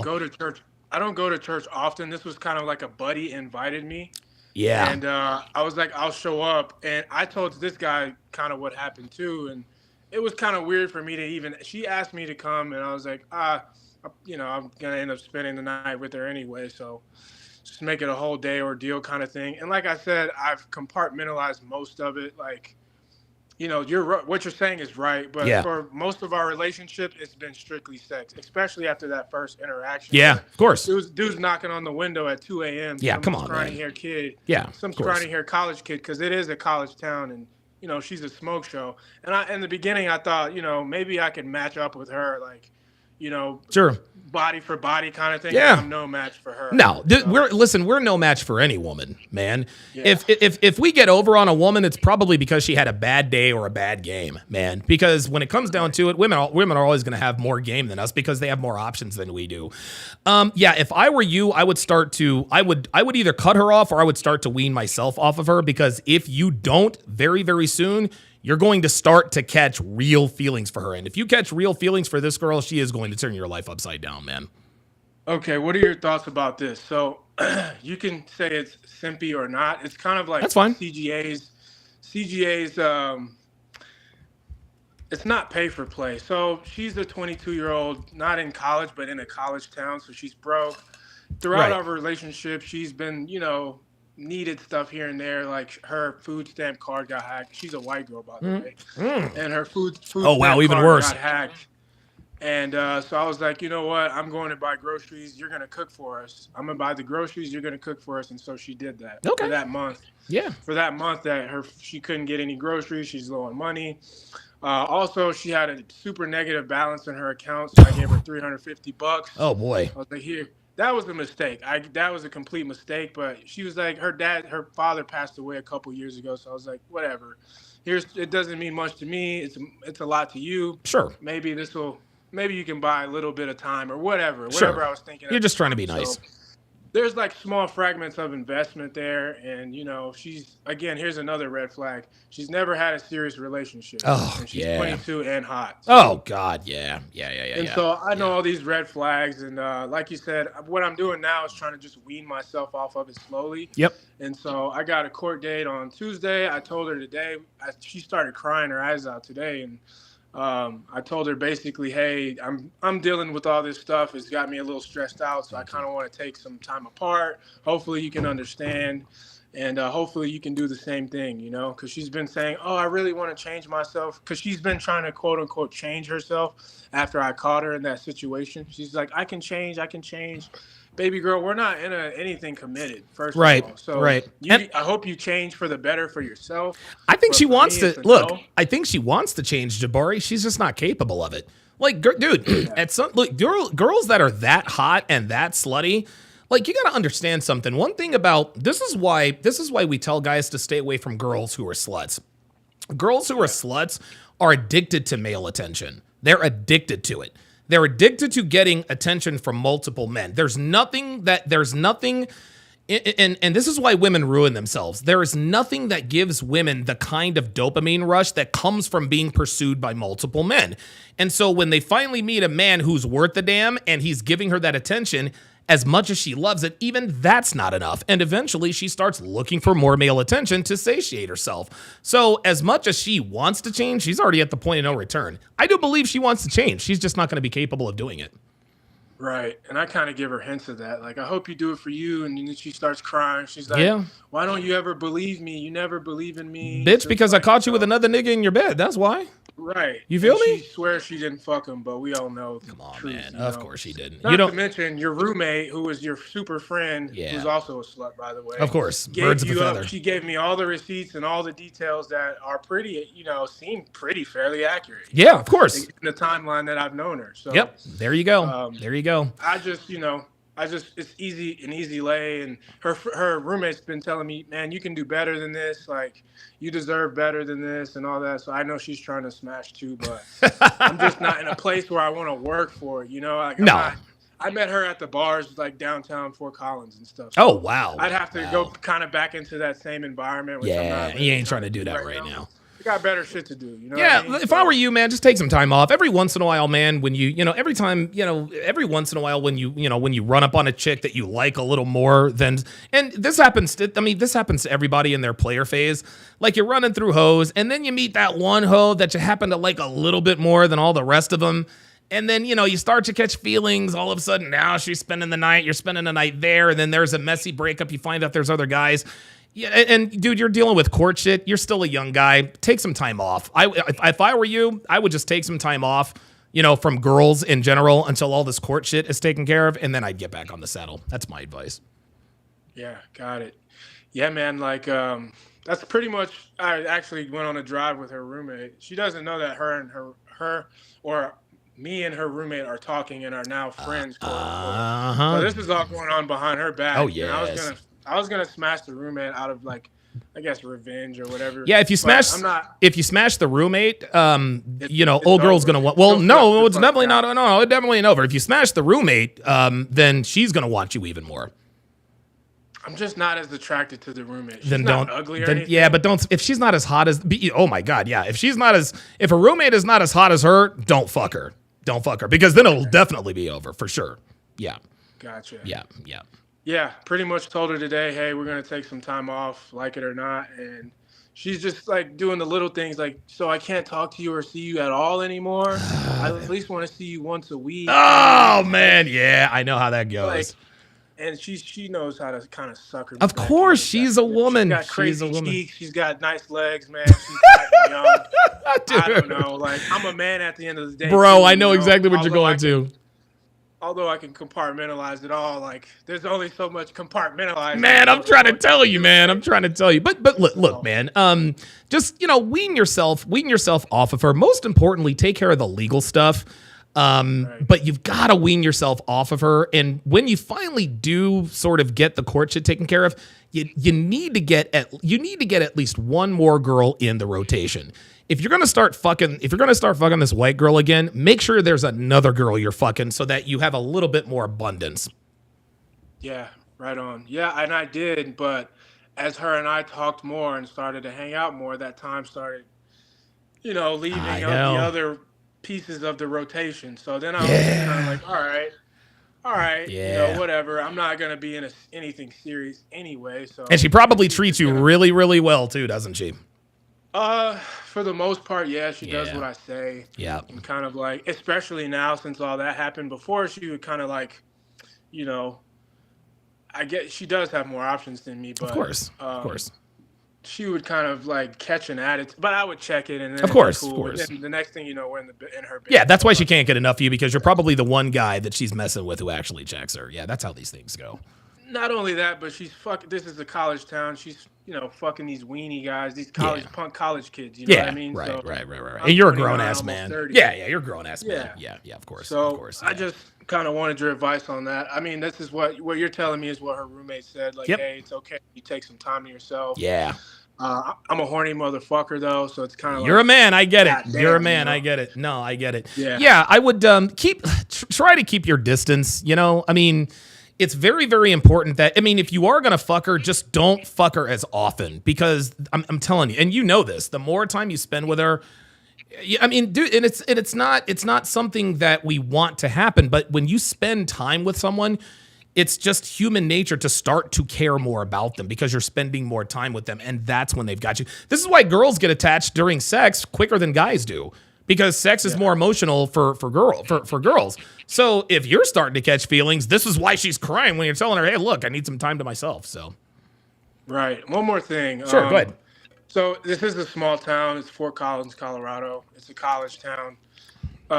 There's chances of me and this has happened before, where I see her at the bars or whatever unexpectedly.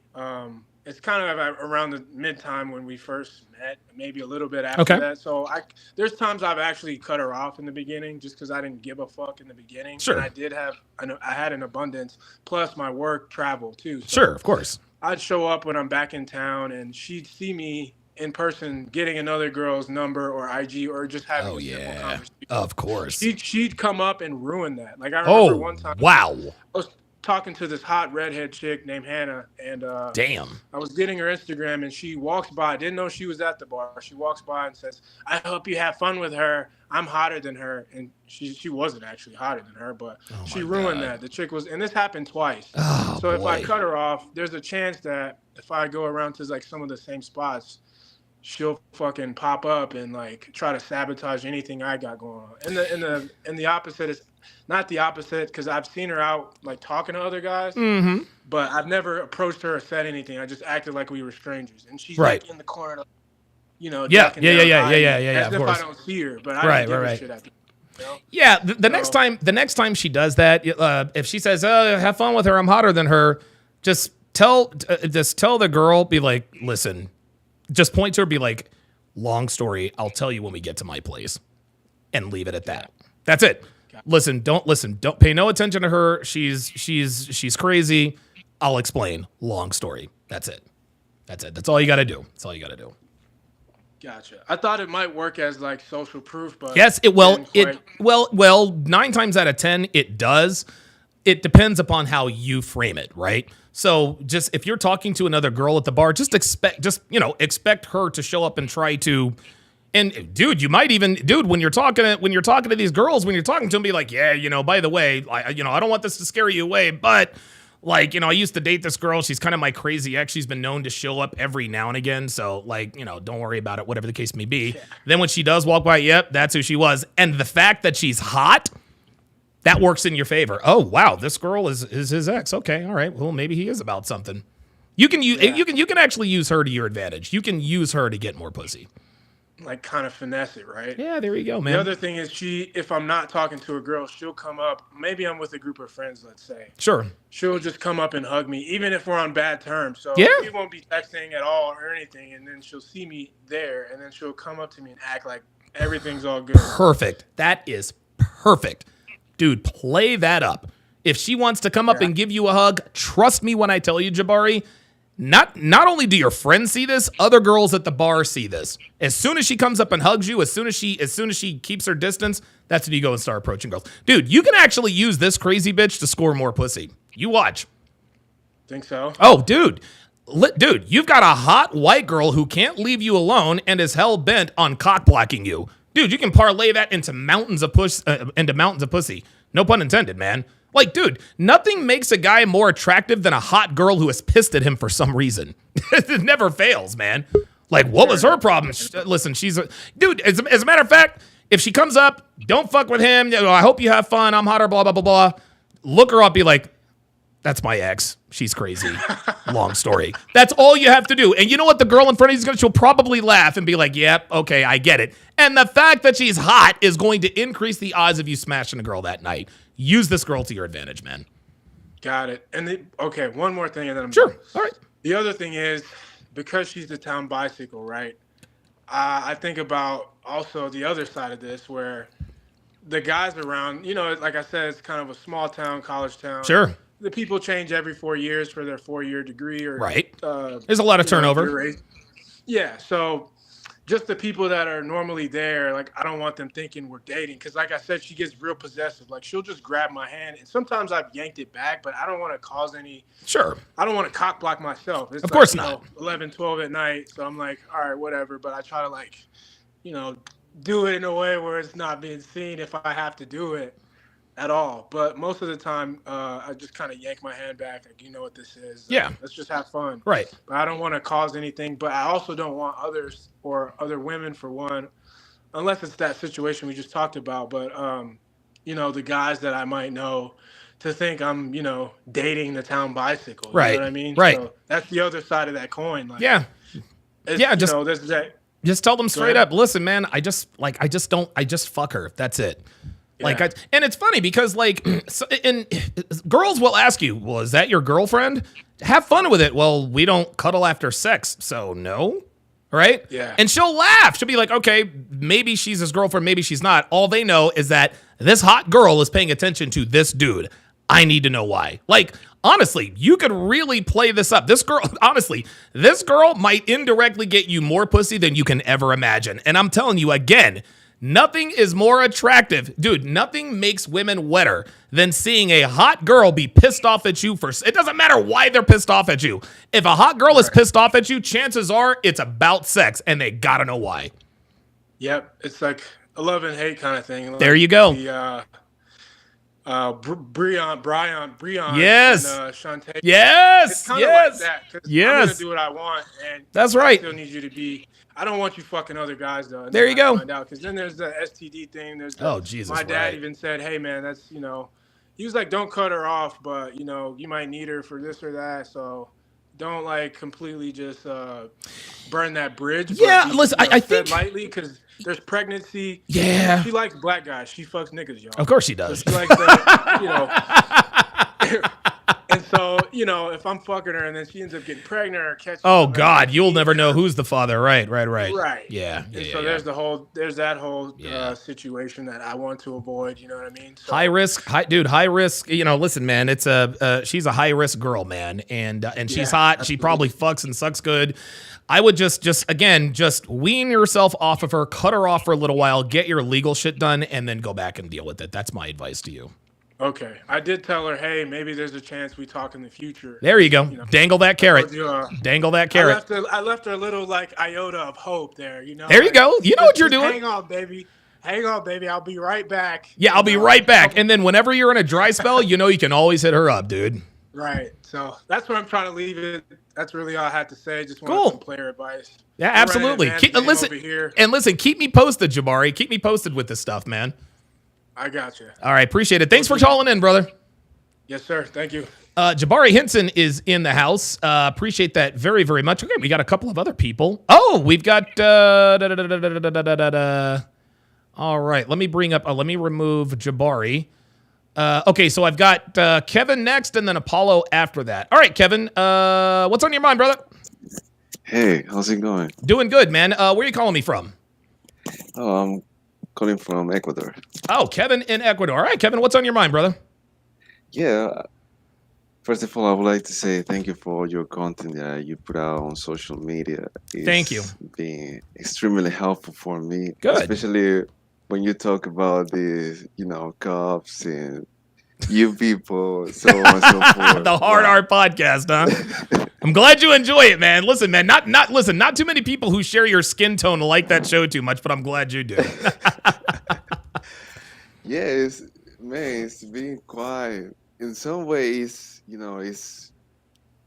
it's pretty hardcore content. Yeah. But at the same time, it's quite refreshing to know the other side of the coin. So absolutely. So what's on your mind, Kevin? See, man, I've been exposed to, to this notion of, man rights and red pill and so on and so forth, and people who are surrounding me by have been telling me, hey, Kevin, you look a little bit different. You used to be the type of guy who, a people pleaser, okay, so on and so forth. But now you're different. Now you are a little bit rebellious.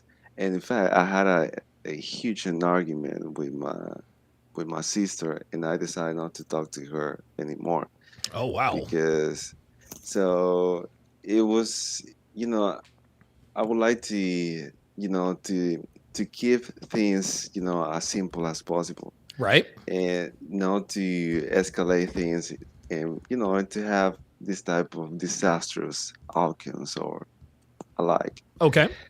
So I decided to do that because by the time I was exposed to this type of content, red pill content or, or similar, I started noticing many things that, most women tend to do to men, especially when it comes to disrespectfulness and so on and so forth. Right. So I decided to, to give myself some space so that I can, take a fresh air. And one of those things that I did was, this pretty much like being, tracing a sort of distance from my sister. Okay. All right. And man, my question is, how can I handle this sort of, antagonism between, this notion of female nature and my family? Yeah. Oh, wow.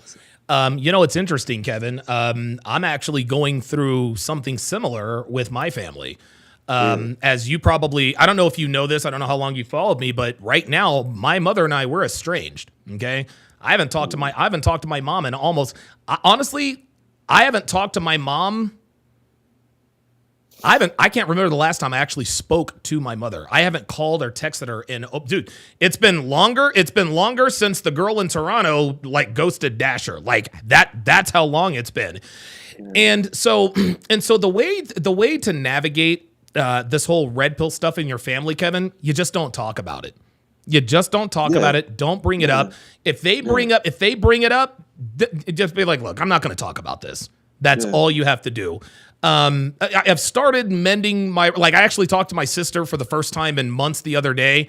I plan on calling my other sister and saying, hey, look, I don't want to talk about none of this red pill, Kevin Samuel stuff or whatever, because my estrangement from my family began with my association with Kevin. The only reason why they knew who Kevin was is because, oh, you mean Kevin Kitten Heel Samuels? And I was like, well, wait a minute. This dude is a friend of mine. This was a long time ago.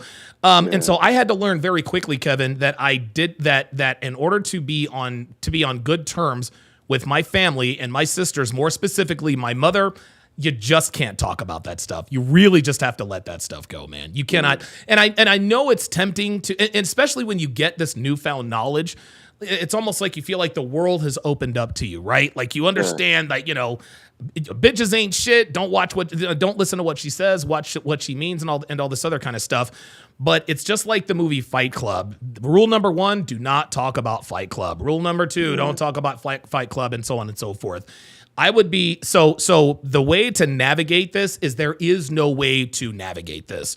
What you need to do is simply not talk about these topics. When they come up, tell your family, look, if this is what you guys are going to talk about, I'm going to exit the conversation. That's the only way. That's the only way to navigate this, because it's not going to go well if you continue to try to convince them that you're right. Because even if they know that you're right, even if in their minds they know that what you're saying is the truth, they're not going to admit it to you. Because it's just like Phoenix Light Games asked. He says, which do women hate more? Admitting a man is right or admitting that they're wrong? Well, the answer is yes. They hate both. So the best thing to do is just to back yourself out of that situation. If your mother or sisters or anybody asks you about this stuff, be like, you know what? Don't want to talk about it anymore. I'm done. Dude, you can live and listen, man. I don't listen to that stuff anymore. It is what it is. That's what I would do. Yeah. Yeah. Oh, thank you for your feedback, man. I really appreciate it. No, absolutely, Kevin. And make sure you tune in to the Hard R podcast, man. For sure, I'll be there. All right, Kevin. Appreciate it, man.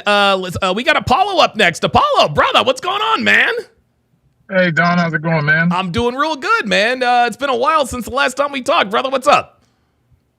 Yeah, I was, wondering when the next time you're going to do something like this to be able to, jump on and talk to you, live in person instead of through chat or through the chats and stuff. Absolutely. So, absolutely. One of the things I've been, I guess really dying to talk to you about is, so in a situation, it's a woman that I've been seeing. I've even talked to you about her. Okay. Been seeing her for like basically a year now. We met March Madness this time last year. Okay. I've been seeing each other just, casually. Okay. And this is the woman who swallows, correct? No, I stopped seeing her. She stopped seeing me, and you were like, you can't go back to her. But this is the woman I was seeing while I was seeing her. This is one where I told you my daughter called while I was with this woman and said, "Are you with the other woman?" Yes. And she could see it. Yes. Yes. Okay, I'm with you now. Oh, wow. I know that was crazy, but that was nuts. So I've been seeing her, this year, and it was interesting that, it's just been casual. So, at one point she started seeing a guy. We didn't talk for 2 months, but then she came back like, I missed you, and it wasn't the same with him like you. Right. And I'm like, okay, cool, but nothing is changing. We're still going to be casual. So if you want to see somebody, I'm seeing people, There you go. And it's fine, but she's been pushing, but I'd love for you to be my boyfriend. I'm not seeing anybody, all this stuff. So I just, say, okay. But one thing that did came up where it just kind of made me think was that during the AFC Championship game, I hang with my buddies, we're watching the game. Of course. I mean, buddy just happened to start talking about, he online too and dating it. And I just mentioned the girl and I mentioned her nickname. He was like, where's she live at? I told her where she lived. He's like, I was seeing the same girl. Now, he met her a year and a half before I did. Oh, shit. But, they were seeing each other and then stopped, but they were still texting because she sent a picture from a ball game she was at. She sent it to me and sent it to him. Oh, wow. Oh, shit, man. That's crazy. Yeah. And so I'm just thinking, but all the while she's telling me, I'm not seeing anybody else. But you're still in communication with him. That's right. Now, he didn't say that they had seen each other, but, for all I know, they had been. So right. I talked to her about it. Not only did she know we were friends, she knew we were friends for at least 6 months. Oh, my God. And never said anything. She said she was fearful that, like, well, if I said anything that, you might cut me off or anything like that. And I'm like, I wouldn't have cut you off because we're not together. Right. So I have no right to tell you. But the fact you're telling me you're not seeing anybody, and then you've known for 6 months, and then you're pushing to be my boy, for me to be your boyfriend. Oh my God! I couldn't trust you because you knew the whole time and said nothing. And then if I made you my girlfriend, I bring you around my friends, and then he tells me. Oh yeah, that's definitely over then. Yeah. So wow. just curious. I was wanting to find out what your thoughts on that. I mean, because we're still seeing each other. It's just casual. Yeah. And it's never going to move past that. Yeah. Listen. Let the good times roll, man, because now you have confirmation, right? She told you she wasn't seeing anybody, and we didn't know. I mean, listen, when a woman tells you she's not seeing anybody else, dude, she's almost always lying. But now you absolutely know. I would continue to let the good times roll. Do not elevate her past recreational use only, man. And she never really had a chance because you already knew what it was. But now that you have that confirmation, that's fucking crazy that your homeboy knew who she was. That is crazy, man. Yeah. Wow. We're both on the dating sites, and Pittsburgh, it's a big city, but not a big city. Sure. So no, Pittsburgh is not a very big city. It's not a small town, but it's probably about the size of Miami, to be honest with you. So it's not that hard to, run into women. And I'm sure there's probably others we just haven't found out that we've, hooked up with at different times or whatnot. So sure. Absolutely. Yeah. Sounds like you've discovered an Eskimo brother. And then one other question is with a woman that I recently met. I met her in January. We went on a date, and the date was good. She said she was okay with casual, but then a few days later, like, I've been thinking about it. I can't do it. I'm like, hey, no problem. So then this past month, she reached out like, hey, remember me? That she decided she would give casual a try because she went on some shitty dates with guys. There you go. Right. Like, at least you were honest. Right. So we've hooked up a few times. Mm-hmm. But the thing about her is, one, she's former military. She was in the military for 20 years. Oh boy. There's times where she is very, like, masculine and aggressive. Of course. And I don't like it at those particular times. Like, because it's like she's trying to take charge while I'm taking charge. Right. And, it's just like, it's cool hooking up and stuff, but I don't like that. Right. And I'm curious if you dealt with women in that, law enforcement or military or whatnot, and what's the way to go about that? Yeah. When you're dealing, like, I remember there was one, I remember I dated this one chick. I think she was in, she might have been a member of the Coast Guard or something like that. I probably don't even remember. But yeah, she had a very, she was in the Coast Guard Reserve, but her dad was in the military. And so she was used to discipline and this and that and the third. And every once in a while, the masculinity would show up. And what I used to tell this girl, be like, yo, check this out. Like, let's tone down the drill sergeant thing. I'm not, and I told her straight up, I'm not fucking you because you're acting like your dad, okay? I'm fucking you because I like who you are when you act like a woman. When you call women out, there are very few things that women actually like to be called. They don't like to be called a slut, and they don't like to be called masculine. They like to label themselves with all of these masculine traits. But then if you say, "Oh, so you're masculine?" No, I'm not masculine. I'm just take charge. I'm disciplined. I know what I want. I'm direct. I'm straight up. So you're masculine. No, I'm not masculine. No. If you call her masculine or if she does something out of the way, this always works. Be like, yeah, that was feminine. Dude, cleans that behavior right on up.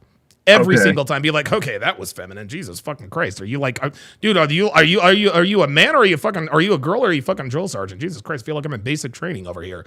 And she'll kind of laugh it off, but then she'll soften up. So, and this is something, and this is human nature.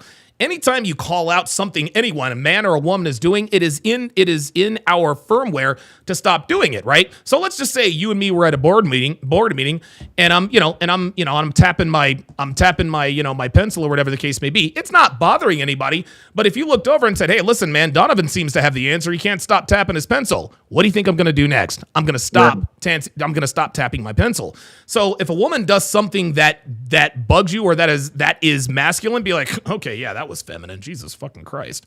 That's how to correct that behavior very, very quickly.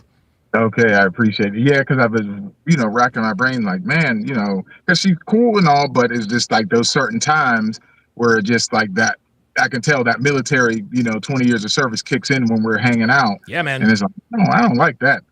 Or you can also be like, well, I can tell you served in the military for 20 years. Jesus fucking Christ. What the fuck? Right.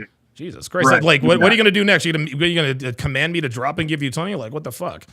And that'll automatically have her pull that back. And you know what? Honestly, she probably doesn't even realize that that's what she's doing. This is just, dude, 20 years. She was in the military for 20 years. That's probably at least half of her life, if not a little bit more. Yeah, right. She'll probably, she probably reverts back to those, back to those military roots, and she probably doesn't even realize it. But if you give her like a sharp little, oh, that was feminine. Whoa, yes, drill sergeant, sir, yes, sir. Like, what the fuck? And then just kind of look off in the other way. She'll be like, oh, I'm sorry. Da, da, da, da, da. Let it go. That's all you gotta do. Okay, man. Next time I come, I will definitely do that. I appreciate that. Absolutely, man. I got you covered, brother. Yeah, and I gotta say, as far as the this Temptation Island, oh my God, this is the greatest season I have ever seen. All the breakdowns done and that scene, I was just like, oh my God, it's awesome. It's awesome. This is like the lopsided fight, like Tyson fighting Spinks. It was over in 90 seconds. Over in 90 seconds. And it was funny because right off the bat, I'm looking at these dudes, I'm like, 3 of these 4 dudes have cheated on their girl. Like, I think we might be in for a little bit of a war.